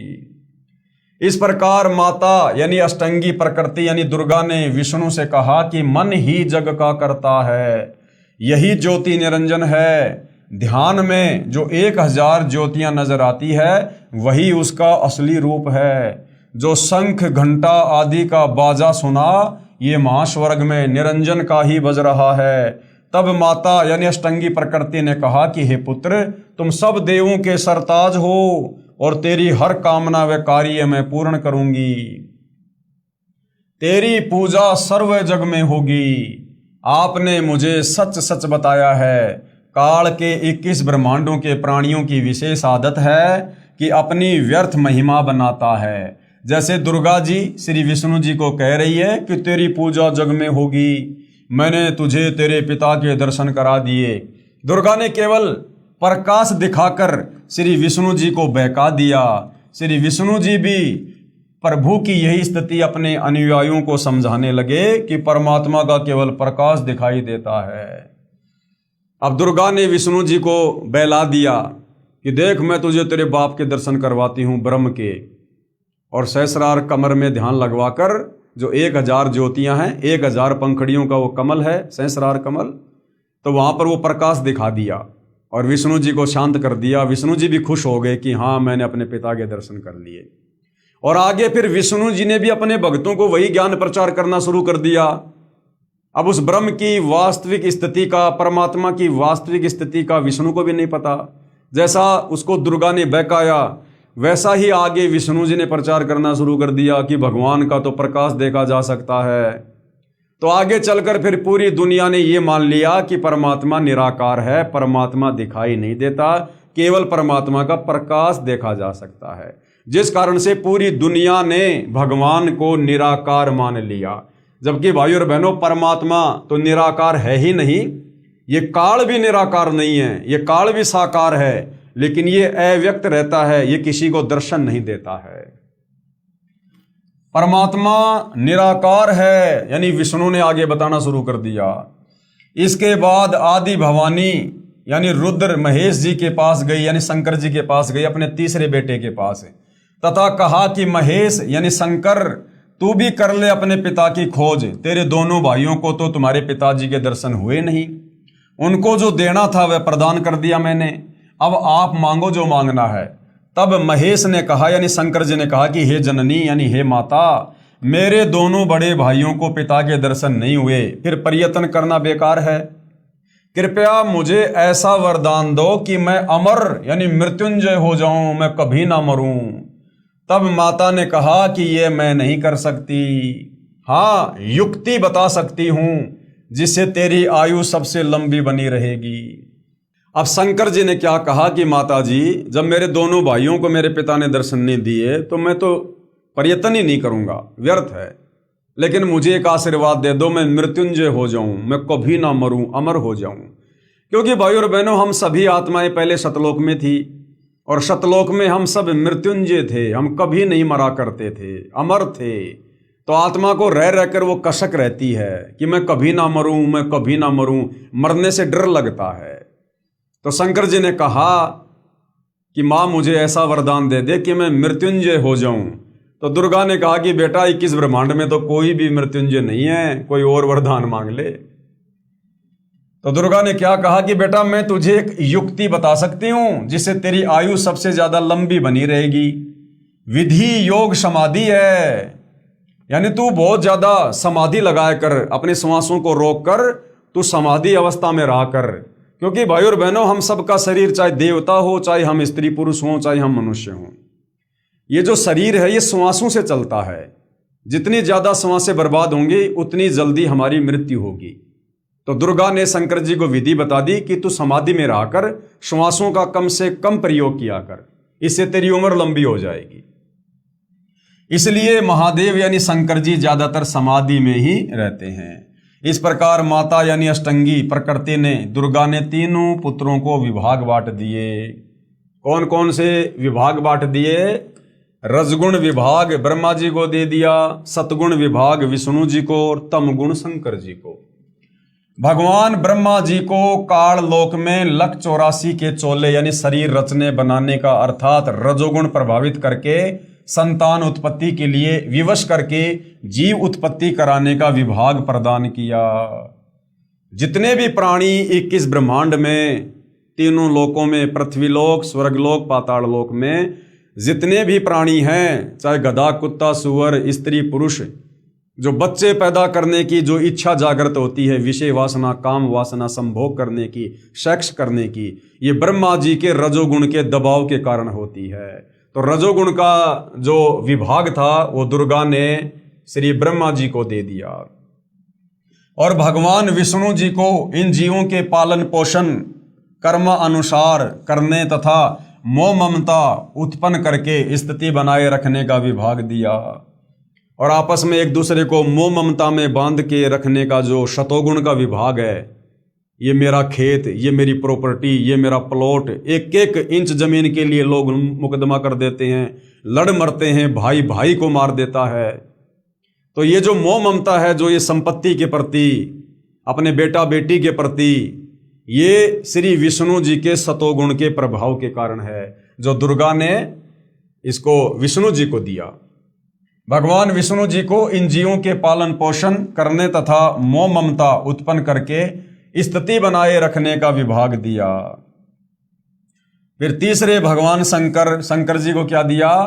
महादेव को संहार करने का विभाग प्रदान किया, यानी लोगों को मार मार के अपने पिता काल के पास भेजने का डिपार्टमेंट है।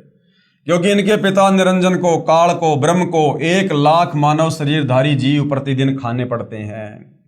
यहां पर मन में एक प्रश्न उत्पन्न होगा कि ब्रह्मा, विष्णु तथा शंकर जी से उत्पत्ति, स्थिति और संहार कैसे होता है? ये तीनों तो अपने अपने लोक में रहते हैं ऊपर।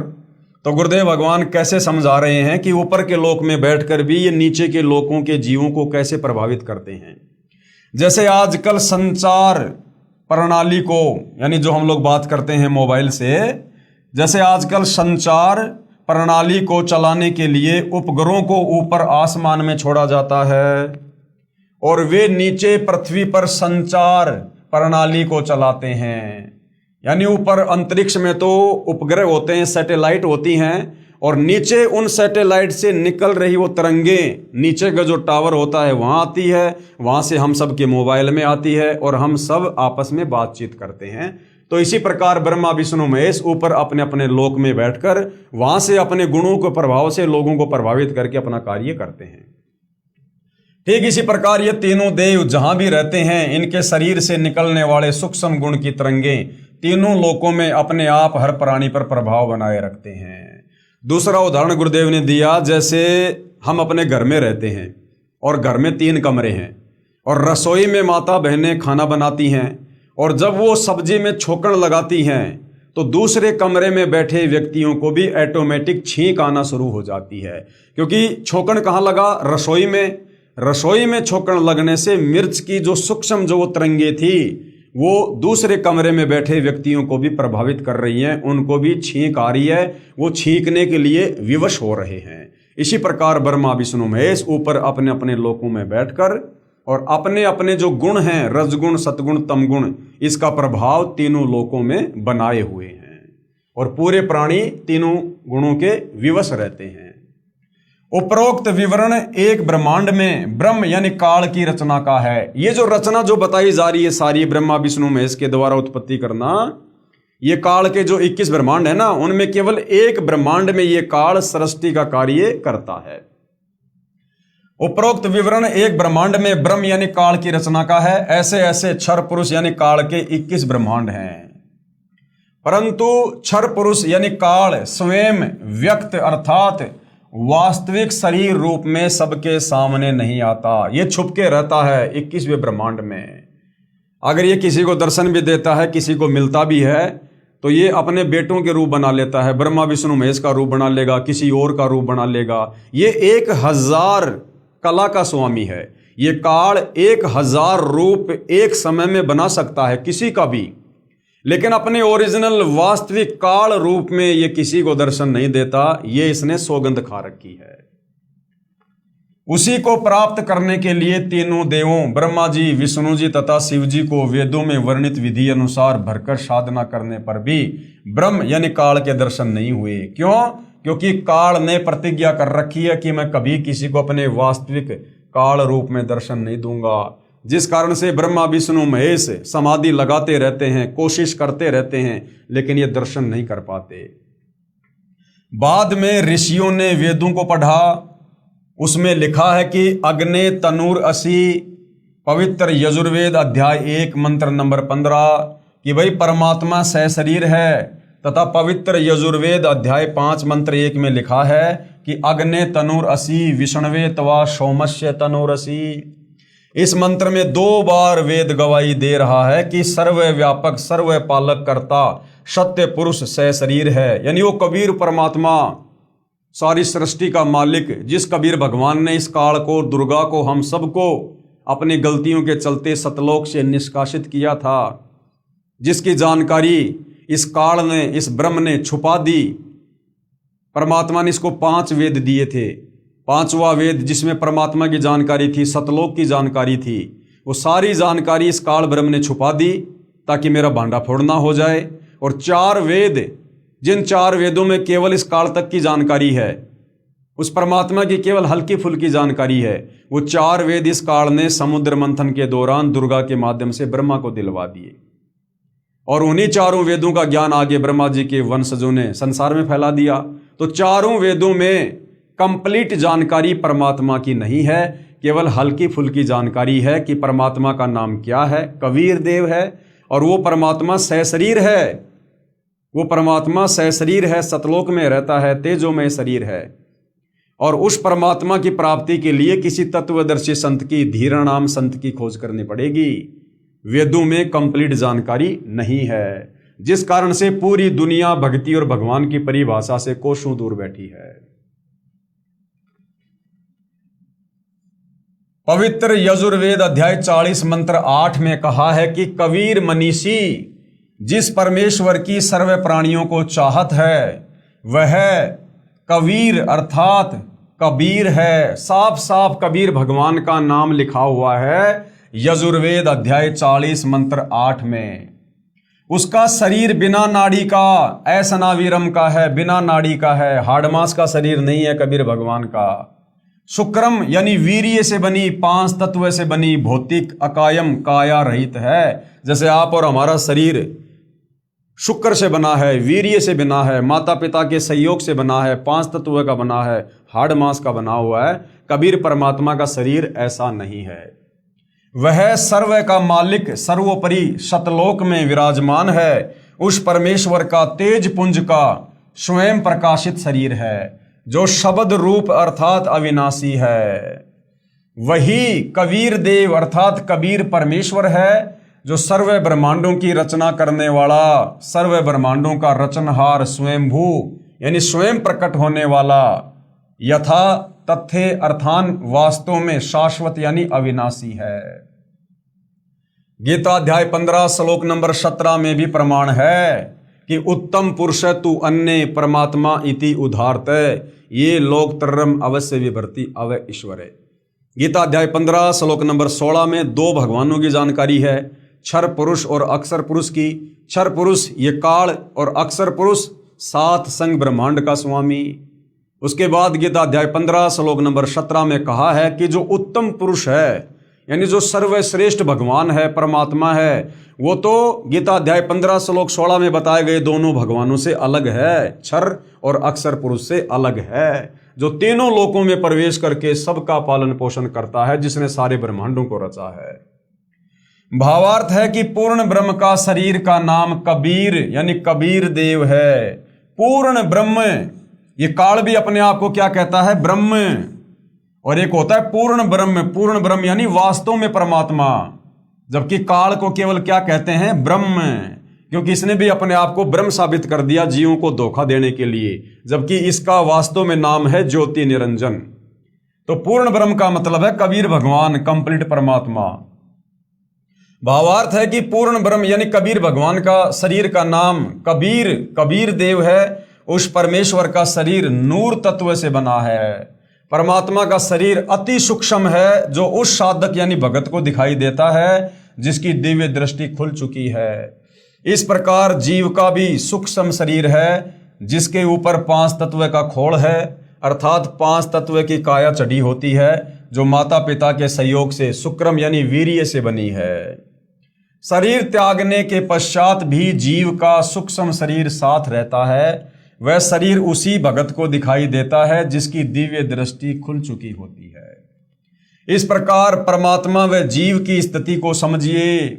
वेदों में ओम नाम के सुमरण का प्रमाण है, जो केवल ब्रह्म यानी काल साधना है। वेदों में और गीता जी में जो ब्रह्म का नाम है वो क्या है? ओम। केवल एक ओम नाम साफ साफ लिखा हुआ है, क्योंकि काल ने और सारी साधना छुपा दी और अपने तक की जानकारी ही सीमित रखी। तो यहां क्या कहा जा रहा है कि वेदों में ओम नाम के सुमरण का प्रमाण है, जो केवल इस ब्रह्म का, इस काल का, इस ज्योति निरंजन की भक्ति का है, साधना का है। इस उद्देश्य से ओम नाम के जाप को पूर्ण ब्रह्म का मानकर ऋषियों ने भी हजारों वर्ष हठ योग समाधि लगाकर प्रभु प्राप्ति की चेष्टा की, परंतु प्रभु दर्शन नहीं हुए। सिद्धियां प्राप्त हो गई, उन्हीं सिद्धि रूपी खिलौनों से खेलकर ऋषि भी जन्म मृत्यु के चक्कर में ही रह गए तथा अपने अनुभव के शास्त्रों में परमात्मा को निराकार लिख दिया। अब जितने भी ऋषि संत महात्मा थे, जिन लोगों ने वेदों को पढ़ा और वेदों में उन्होंने देखा, भाई वेदों में तो एक ओम मंत्र लिखा हुआ है कि ये ब्रह्म का मंत्र है, और उस ब्रह्म को सृष्टि रचना के अभाव में, तत्व ज्ञान के अभाव में इन साधु संत महात्मा ऋषियों ने, मनु जैसों ने इस ब्रह्म को ही पूर्ण परमात्मा मान लिया, इस काल को ही पूर्ण परमात्मा मान लिया, सारी सृष्टि का रचनहार मान लिया और देखा कि भैया इसका तो ओम मंत्र है, यानी ये परमात्मा का ही होगा। तो इन्होंने उस ब्रह्म को परमात्मा मान के ओम मंत्र का ही जाप करना शुरू कर दिया, आगे देना शुरू कर दिया। और ओम नाम की साधना बहुत की, तप किए, लेकिन दर्शन काल ने दिए नहीं, क्योंकि उसका अटल विधान है कि मैं दर्शन किसी को दूंगा नहीं। तो अंत में साधु संत महात्मा ऋषियों ने वेदों को पढ़ने के बाद में तत्व ज्ञान के अभाव में क्या निष्कर्ष निकाल दिया कि भैया वो निराकार है, ब्रह्म निराकार है, परमात्मा दिखाई नहीं देता, परमात्मा किसी के सामने प्रकट नहीं होता, परमात्मा मनुष्य रूप में नहीं होता, क्योंकि जो साधना वो कर रहे थे वो काल तक की साधना थी। उस साधना से परमात्मा दर्शन देता नहीं, ना ये काल दर्शन देता। तो आगे चलकर ऋषियों ने, पंडितों ने, ब्राह्मणों ने, धर्मगुरुओं ने अपने अनुभव की जो पुस्तकें लिखी, उनमें लिख दिया कि भगवान तो निराकार है।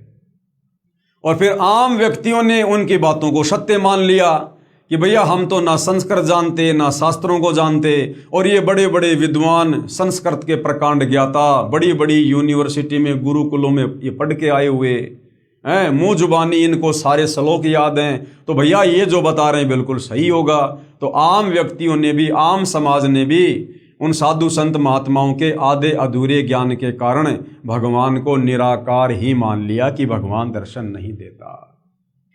ब्रह्म यानी काल ने कसम खाई है कि मैं अपने वास्तविक यानी असली रूप में किसी को दर्शन नहीं दूंगा, मुझे अव्यक्त जाना करेंगे। अव्यक्त का भावार्थ है कि कोई आकार में तो है, परंतु व्यक्तिगत रूप से यानी स्थूल रूप में दर्शन नहीं देगा, शरीर रूप में दर्शन नहीं देता। जैसे आकाश में बादल छा जाने पर दिन के समय सूर्य अदृश्य हो जाता है, कुछ समय के लिए बादलों की ओट में छिप जाता है, वह दृश्यमान नहीं है, दिखाई नहीं दे रहा, परंतु वास्तव में बादलों के पार ज्यों का त्यों है। इस अवस्था को अव्यक्त कहते हैं, यानी है लेकिन दिखाई नहीं दे रहा, उसको क्या कहते हैं? अव्यक्त। इसके प्रमाण के लिए गीता अध्याय 7 श्लोक नंबर 24, 25, अध्याय 11 श्लोक नंबर 48 और 32 जो आपको पहले बता दिए गए हैं। इसके बाद पवित्र गीता जी बोलने वाला ब्रह्म यानी काल, जो श्री कृष्ण जी के शरीर में प्रेतवत प्रवेश करके कह रहा है कि अर्जुन मैं बढ़ा हुआ काल हूं और सभी को खाने के लिए आया हूं। इसका प्रमाण कहां है? गीता अध्याय 11 श्लोक नंबर 32। गीता अध्याय 11 श्लोक नंबर 32 में जो लोग ये समझते हैं कि गीता का ज्ञान श्री कृष्ण जी ने दिया है, तो गीता अध्याय 11 श्लोक नंबर 32 में ये काल श्री कृष्ण जी में प्रेत की भांति प्रवेश करके कह रहा है कि अर्जुन मैं काल हूं, काल, और सबको खाने के लिए आया हूं। जबकि भाई और बहनों, उससे पहले कभी भी श्री कृष्ण जी ने अपने आप को काल नहीं बताया और ना श्री कृष्ण जी काल थे। तो श्री कृष्ण जी का तो केवल शरीर प्रयोग में लिया गया, बाकी उसके अंदर बैठकर ये जो गीता जी का ज्ञान था ये ज्यादातर युद्ध करवाने के लिए ये काल ब्रह्म ने दिया। क्या कहा? पवित्र गीता जी बोलने वाला ब्रह्म काल श्री कृष्ण जी के शरीर में प्रेतवत यानी भूत की तरह प्रवेश करके कह रहा है कि अर्जुन, मैं बढ़ा हुआ काल हूं और सबको खाने के लिए आया हूं। गीता अध्याय 11 श्लोक नंबर 32। ये मेरा वास्तविक रूप है, इसको तेरे अलावा न तो कोई पहले देख सका तथा न आगे कोई देख सकता। अर्थात वेदों में वर्णित यज्ञ, जप, तप तथा ओम नाम आदि की विधि से मेरे इस वास्तविक स्वरूप के दर्शन नहीं हो सकते। गीता अध्याय 11 श्लोक नंबर 48 में क्या कह रहा है? मैं कृष्ण नहीं हूं, श्री कृष्ण जी के शरीर में बैठा हुआ वो काल है। गीता अध्याय 11 श्लोक नंबर 48 में क्या कह रहा है कि अर्जुन, मैं कृष्ण नहीं हूं। ये मूर्ख लोग कृष्ण रूप में मुझ अव्यक्त को व्यक्त यानी मनुष्य रूप मान रहे हैं, क्योंकि ये मेरे घटिया नियम से अपरिचित हैं कि जो मैंने सौगंध खा रखी है ना कि मैं किसी को काल रूप में दर्शन नहीं दूंगा। इन लोगों को नहीं पता कि मैं कभी वास्तविक इस काल रूप में सबके सामने नहीं आता, अपनी योग माया यानी सिद्धि शक्ति से छुपा रहता हूं। गीता अध्याय 7 श्लोक नंबर 24 और 25 का सारांश है ये। अब गुरुदेव कह रहे हैं, विचार करो, अपने छुपे रहने वाले विधान को स्वयं अश्रेष्ठ अनुत्तम क्यों कह रहा है? यदि पिता अपनी संतान को भी दर्शन नहीं देता तो उसमें कोई त्रुटि है। यदि बाप अपने बेटा बेटियों को दर्शन ना दे और उनसे छुप के रहे, इसका मतलब उस बाप में कोई कमी है, कोई त्रुटि है, कोई भयंकर गलती कर रखी है जो उसको शर्म आ रही है। तो इस काल ने भाई और बहनों सतलोक में बहुत भयंकर गलती की थी। दुर्गा के साथ में बलात्कार करने का प्रयास किया था, अपने पिता कबीर भगवान के साथ में धोखा किया था, जिस कारण से कबीर भगवान ने इसको श्राप दिया और इसको सतलोक से निष्कासित कर दिया, जिस कारण से ये अपने तीनों बेटे ब्रह्मा विष्णु महेश को भी दर्शन नहीं देता। यदि पिता अपने संतान को भी दर्शन नहीं देता तो उसमें कोई त्रुटि है, जिस कारण से छुपा है तथा सुविधाएं भी प्रदान कर रहा है। काल ब्रह्म को श्रापवश 1 लाख मानव शरीरधारी प्राणियों का आहार करना पड़ता है तथा 25% प्रतिदिन जो ज्यादा उत्पन्न होते हैं उन्हें ठिकाने लगाने के लिए तथा कर्म भोग का दंड देने के लिए 84 लाख योनियों की रचना की हुई है। ये दुर्गा के माध्यम से प्रतिदिन 1 लाख मानव शरीरधारी प्राणियों का भोजन करता है और प्रतिदिन दुर्गा के माध्यम से 1.25 लाख जीवों की उत्पत्ति करवाता है। अब रोजाना 1.25 लाख की उत्पत्ति क्यों होती है भाई और बहनों? क्योंकि 1 लाख तो ये खा जाता है और 1.25 लाख की उत्पत्ति क्यों हो रही है? क्योंकि बाकी कुछ जीव फिर अपना कर्मदंड भोगने के लिए 184 योनियों में डालने पड़ते हैं, गधे कुत्ते सूअर कीट पतंग बनाने पड़ते हैं।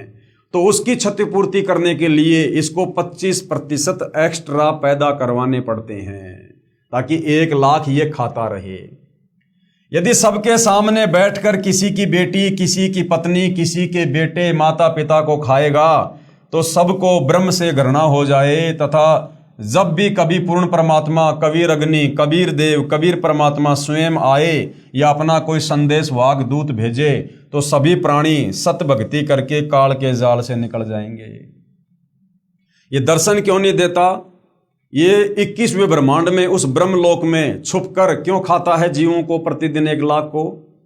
अगर ये सबके सामने बैठकर खाने लग जाए तो सबको पता चल जाएगा कि भैया ये तो काल है और ये तो 1 लाख को रोजाना खाता है, इसीलिए अपने तीनों बेटों के माध्यम से इसने यहाँ पर ये सृष्टि का कार्य शुरू कर रखा है।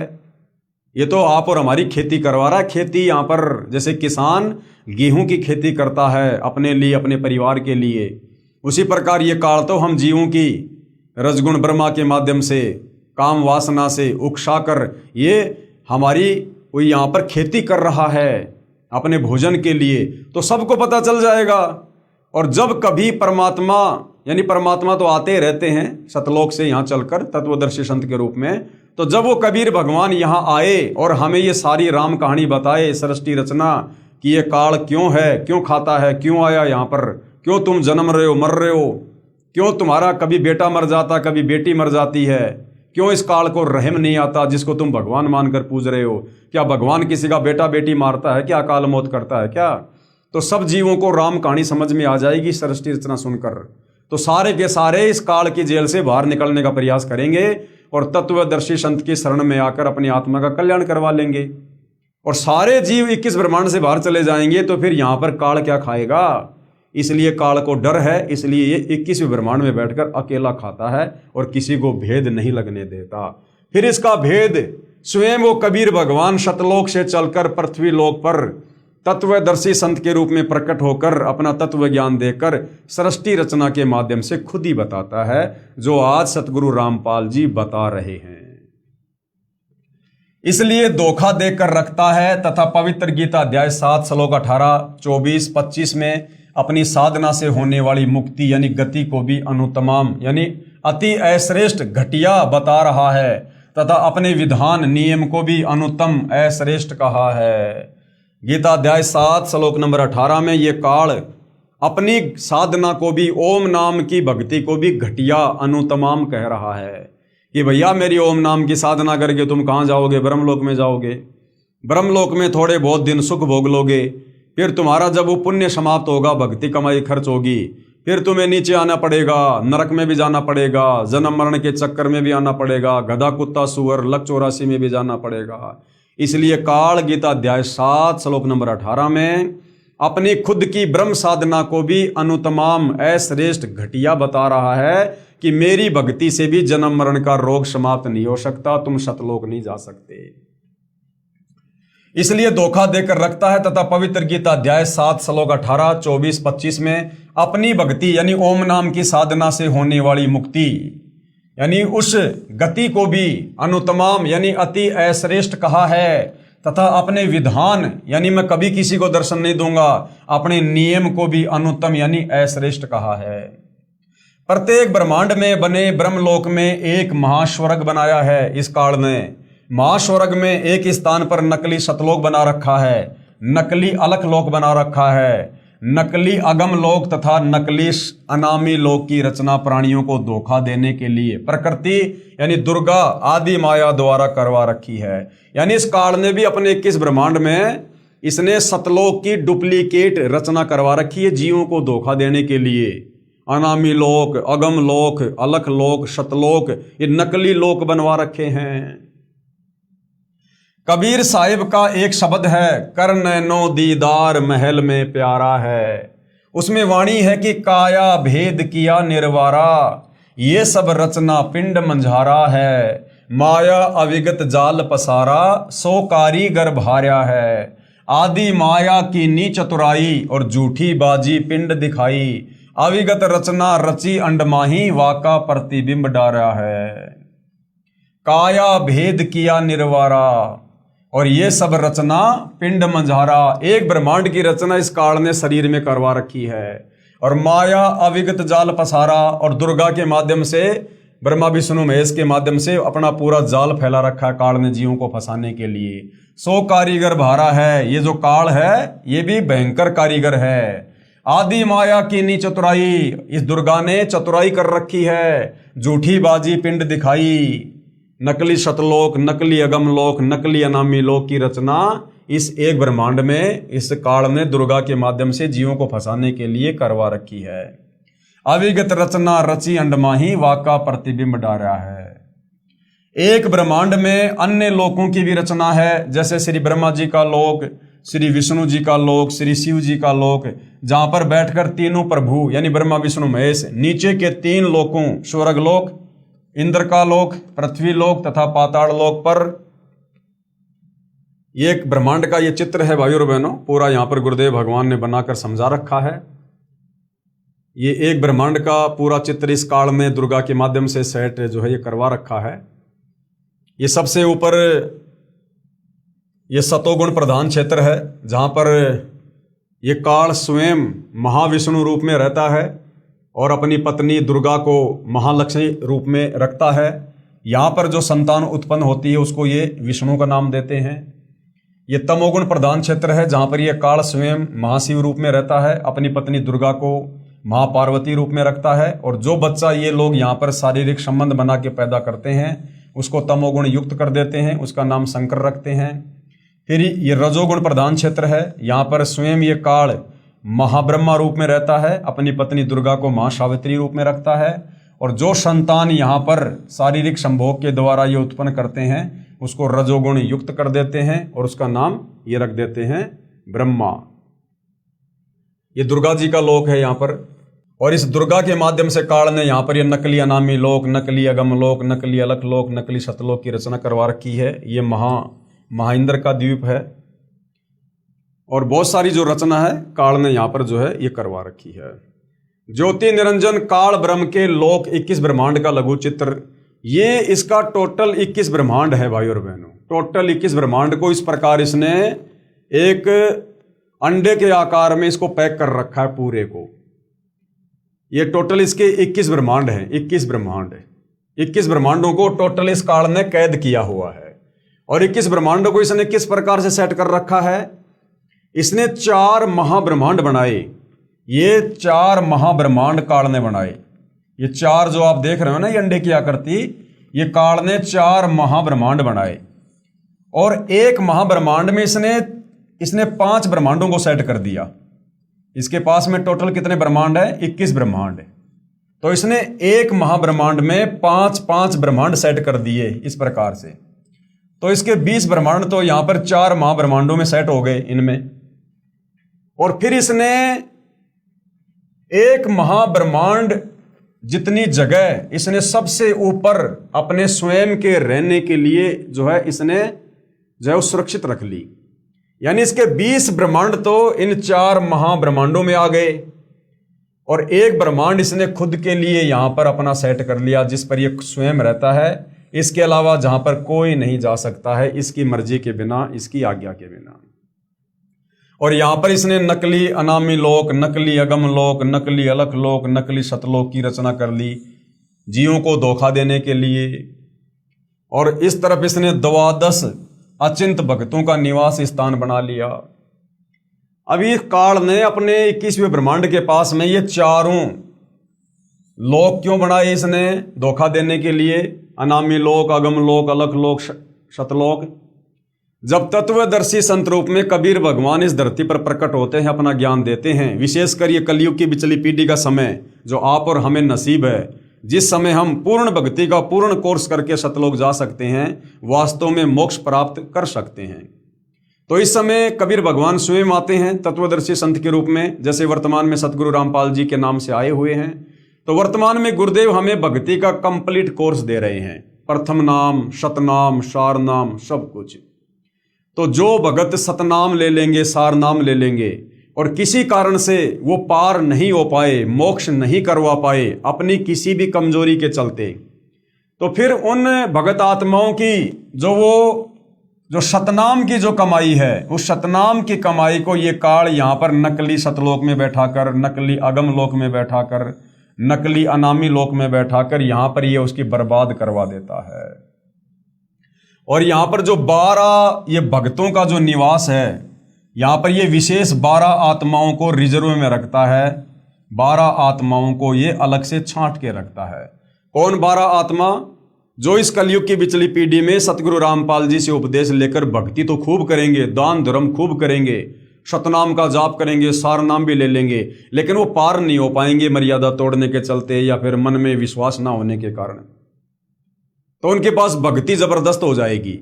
तो ऐसे 12 भक्तों को ये सेलेक्ट कर लेगा और यहां उनको रिजर्व में रखता है।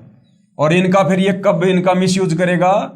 जब कलयुग की बिचली पीढ़ी में फिर से वो कबीर भगवान आएगा तत्वदर्शी संत बनकर, जैसे वर्तमान में आए हुए हैं, और जब वो अपना ज्ञान प्रचार करेगा तो ये काल फिर इन 12 आत्माओं को यूज करेगा अपने एजेंटों के रूप में, अपने दूतों के रूप में। फिर ये काल भी इनको धरती पर नकली सतगुरु बना के भेजेगा। जैसे ये धन धन सतगुरु वाला है, या राधा स्वामी पंथ वाले हैं, या ये जय गुरुदेव पंथ वाले हैं, निरंकारी पंथ वाले हैं, अन्य जो कबीर पंथ में हैं, फिर इस प्रकार इन भक्तों को जिनके पास भक्ति खूब होती है, ये फिर यहाँ पर परमात्मा के विरोध में, यहाँ पर परमात्मा के इस ज्ञान में मिलावट करने के लिए और अपना अज्ञान फैलाने के लिए फिर ये काल इन 12 आत्माओं को सतगुरु बनाकर, पूर्ण गुरु बनाकर और यहाँ इस काल के लोक में भेज देता है अपने एजेंट बनाकर। तो ये इसका 21 ब्रह्मांड का पूरा एक चित्र बनाकर गुरुदेव भगवान ने हमें दिया है।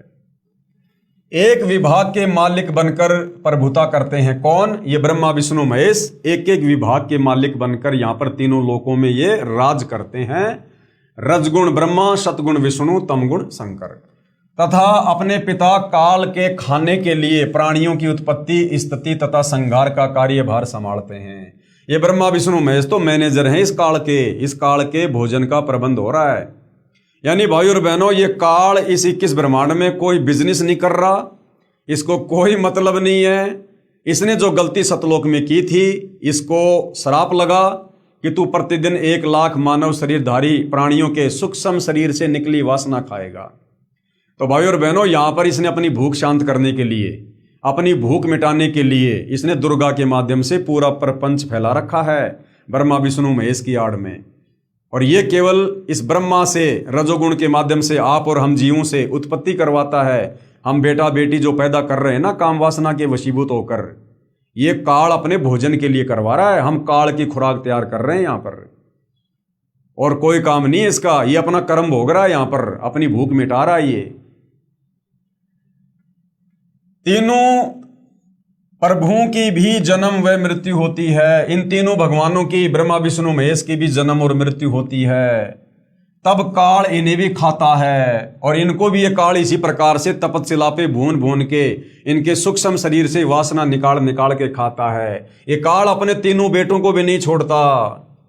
इसी ब्रह्मांड, इसे अंड भी कहते हैं क्योंकि ब्रह्मांड की बनावट अंडाकार है। इसे पिंड भी कहते हैं क्योंकि शरीर यानी पिंड में एक ब्रह्मांड की रचना कमलों में टीवी की तरह देखी जाती है। एक मानसरोवर तथा धर्मराय न्यायाधीश का भी लोक है तथा एक गुप्त स्थान पर पूर्ण परमात्मा अन्य रूप धारण करके रहता है। यानी काल के 21 ब्रह्मांड में कबीर भगवान ने भी अपना एक राजदूत भवन बना रखा है। गुप्त स्थान है जो काल को जानकारी नहीं होती है, जिसको मिनी सतलोक कहते हैं। जैसे प्रत्येक देश का राजदूत भवन होता है, वहां पर कोई नहीं जा सकता। वहां पर वे आत्माएं रहती हैं जिनकी सतलोक की भक्ति अधूरी रहती है।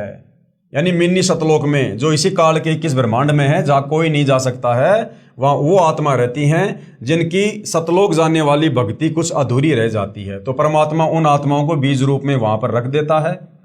जब भक्ति युग आता है, जैसे वर्तमान में भक्ति युग आ गया, कलयुग की पिछली पीढ़ी, जब भक्ति युग आता है तो उस समय परमेश्वर कबीर जी अपना प्रतिनिधि पूर्ण संत सतगुरु भेजते हैं। यानी परमात्मा खुद ही अपने प्रतिनिधि बनकर आते हैं, खुद ही परमात्मा सतगुरु की भूमिका करते हैं। इन पुण्यात्माओं को जो मिनी सतलोक में बैठाई जाती हैं, उनको पृथ्वी पर उस समय मानव शरीर प्राप्त होता है तथा ये शीघ्र ही सत भक्ति पर लग जाते हैं। जैसे आप और हम, ज्यादातर नहीं, जो भाई बहन तुरंत सतगुरु रामपाल जी की भक्ति को स्वीकार कर लेते हैं और जो दृढ़ होकर लग जाते हैं, वो आत्माएं परमात्मा मिनी सतलोक से भेजता है। तो आप और हम सब भाई बहन मिनी सतलोक से आए हुए हैं तथा ये शीघ्र ही सत भक्ति पर लग जाते हैं तथा सतगुरु से दीक्षा प्राप्त करके पूर्ण मोक्ष प्राप्त कर जाते हैं। उस स्थान पर रहने वाले, कहाँ? मिनी सतलोक में रहने वाले हंस आत्माओं की निजी भक्ति कमाई खर्च नहीं होती है। परमात्मा के भंडार से सर्व सुविधाएं उपलब्ध होती हैं। ब्रह्म यानी काल के उपासकों की भक्ति कमाई स्वर्ग महास्वर्ग में समाप्त हो जाती है, क्योंकि इस काल लोक यानी ब्रह्म लोक तथा परब्रह्म लोक में प्राणियों को अपना किया कर्म फल ही मिलता है। क्षर पुरुष यानी ये काल, इसने अपने 20 ब्रह्मांडों को 4 महाब्रह्मांडों में विभाजित किया है। जैसा कि अभी आपको वो चित्र दिखाया था, एक महाब्रह्मांड में यानी एक जो गोलाकार जो इसने बना रखा ना बड़ा सा, जो 4 बना रखे गोले, तो एक महाब्रह्मांड यानी वो बड़ा सा गोला, एक महाब्रह्मांड में 5 ब्रह्मांडों का समूह बनाया है। यानी छोटे छोटे इसने 5 ब्रह्मांड इस एक गोले में सेट कर रखे हैं, जिसको महाब्रह्मांड की संज्ञा दी गई है। तथा चारों ओर से अंडाकार गोलाई में रोका है तथा चारों महाब्रह्मांडों को भी फिर अंडाकार गोलाई में रोका है। 21वें ब्रह्मांड की रचना एक महाब्रह्मांड के जितना स्थान लेकर की है। और जो ये खुद रहता है ना 21वें ब्रह्मांड में, ब्रह्मलोक में, उसकी जो सीमा है वो एक महाब्रह्मांड के बराबर है। जिस एक महाब्रह्मांड में इसने 5 ब्रह्मांडों को रोका है, तो जहां ये काल रहता है ब्रह्मलोक में, उसका क्षेत्रफल कितना है? एक महाब्रह्मांड के जितना है। 21वें ब्रह्मांड में प्रवेश होते ही 3 रास्ते बनाए हैं। 21वें ब्रह्मांड में भी बाईं तरफ नकली सतलोक, नकली अलखलोक, नकली अगमलोक, नकली अनामी लोक की रचना प्राणियों को धोखे में रखने के लिए आदि माया दुर्गा से करवाई है। तथा दाईं तरफ 12 सर्वश्रेष्ठ ब्रह्म साधकों भक्तों को रखता है। फिर प्रत्येक युग में उन्हें अपने संदेश वाहक संत सतगुरु बनाकर पृथ्वी पर भेजता है, जो शास्त्र विधि रहित साधना व ज्ञान बताते हैं, यानी वेदों के विरुद्ध साधना बताएंगे फिर वो काल प्रेरणा से, तथा स्वयं भी भक्तिहीन हो जाते हैं तथा अनुयायियों को भी काल जाल में फंसा जाते हैं। फिर वे गुरुजी तथा अनुयायी दोनों ही नरक में जाते हैं। जैसे वर्तमान में सतगुरु रामपाल जी के ज्ञान में सबसे ज्यादा बाधक कौन है? ये धन धन सतगुरु, राधा स्वामी, जय गुरुदेव, निरंजन वाले, ये निरंकारी पंथ वाले, ये नकली जो कबीर पंथ हैं ये। तो काल क्या करता है? उन गुरुओं को भी नरक में डालता है भक्तिहीन होने के बाद, और वो गुरु यहाँ आकर जो काल प्रेरणा से शास्त्र विरुद्ध ज्ञान बताते हैं, वो भगत भी नरक में डाल दिए जाते हैं। फिर सामने एक ताला लगा रखा है, वह रास्ता काल ब्रह्म के निज लोक में जाता है, जहां पर ये ब्रह्म काल अपने वास्तविक मानव सदृश से काल रूप में रहता है। इसी स्थान पर एक पत्थर की टुकड़ी तवे के आकार की चपाती पकाने की लोहे की गोल प्लेट सी होती है, स्वतः गर्म रहती है, तपतशिला, जिस पर 1 लाख मानव शरीरधारी प्राणियों के सूक्ष्म शरीर को भूनकर उसमें से गंदगी निकाल कर खाता है। उस समय सभी प्राणी बहुत पीड़ा अनुभव करते हैं तथा हाहाकार मच जाती है। फिर कुछ समय उपरांत वे बेहोश हो जाते हैं। जीव मरता नहीं है, आत्मा मरती नहीं है। फिर धर्मराज के लोक में जाकर कर्म आधार से अन्य जन्म प्राप्त करते हैं तथा जन्म मृत्यु का चक्कर बना रहता है। उपरोक्त सामने लगा ताला यानी ब्रह्म काल केवल अपने आहार वाले प्राणियों के लिए कुछ क्षण के लिए खोलता है। यानी ऊपर जिस ब्रह्म लोक में ये काल रहता है, उसका जो ताला है, जो दरवाजा है, ये काल केवल उसी समय खोलता है जब जीवों को अपने भोजन के लिए अंदर लेना होता है, उसके बाद बंद कर देता है। पूर्ण परमात्मा के सतनाम व सारनाम से ये ताला स्वयं खुल जाता है। ऐसे काल का जाल पूर्ण परमात्मा कबीर साहिब ने स्वयं ही अपने निजी भगत धर्मदास जी को समझाया। तो ये है भाई और बहनों इस काल की साजिश, किस प्रकार से ये काल यहाँ पर अपने 3 पुत्रों और अपनी पत्नी दुर्गा के माध्यम से आप और हम सभी जीवों की खेती कर रहा है। आप और हमें केवल अपने भोजन के लिए यहाँ पर पाल के रखे हुए है। ब्रह्मा जी के माध्यम से काम वासना से उत्तेजित करवाकर बच्चे पैदा करवाता है। विष्णु जी के सतोगुण के प्रभाव से आपस में परिवारों को बांध के रखता है मोह ममता में, और शंकर जी के तमोगुण के प्रभाव से फिर लड़ाई झगड़े में, मुकदमेबाजी में, एक्सीडेंट में, अन्य किसी कारण से हमारी मृत्यु करवा देता है, और प्रतिदिन 1 लाख को ये खाता है। तो भाई और बहनों, इसलिए ये जो 21 ब्रह्मांड है ये सतलोक की जेल है।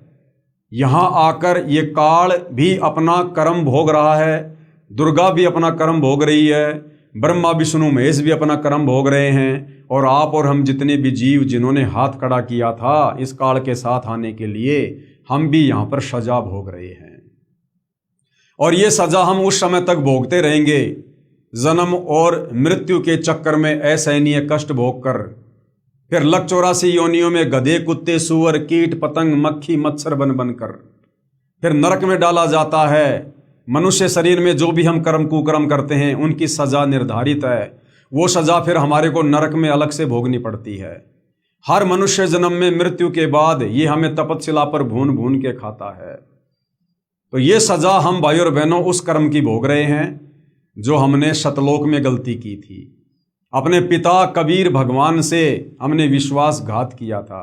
हमने इस एक जीव, इस काल के ऊपर हमने आसक्ति लगाई थी।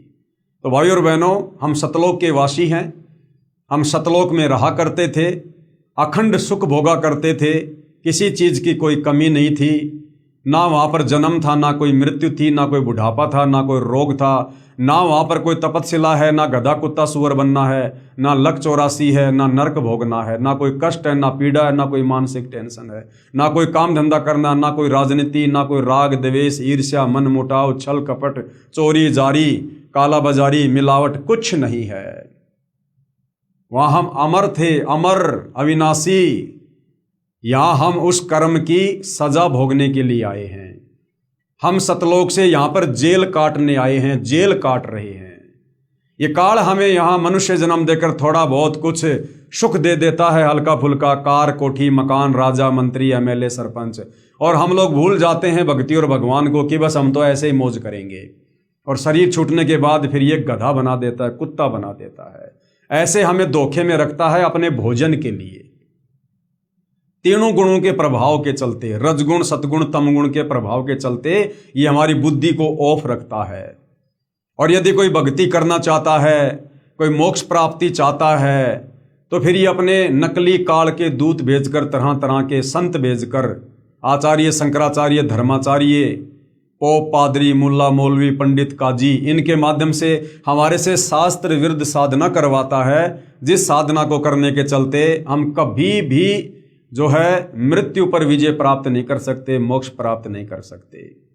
तो भाइयों और बहनों, जब तक वो कबीर भगवान खुद सतलोक से चलकर तत्वदर्शी संत बनकर इस धरती पर आकर हमें ये कंप्लीट जानकारी नहीं देता है, तब तक भाइयों और बहनों हम इस काल के षड्यंत्र को नहीं समझ पाते हैं, नहीं जान पाते हैं। और हम यहीं पर जैसे चक्की में आटा पीसा जाता है वैसे हम पिसते रहते हैं जन्म मृत्यु के चक्कर में। परमात्मा कहते हैं कि चलती चक्की देख कर दिया कबीरा रोए, चलती चक्की देख कर दिया कबीरा रोए, और दो पाटन के बीच में साबुत बचा न कोई।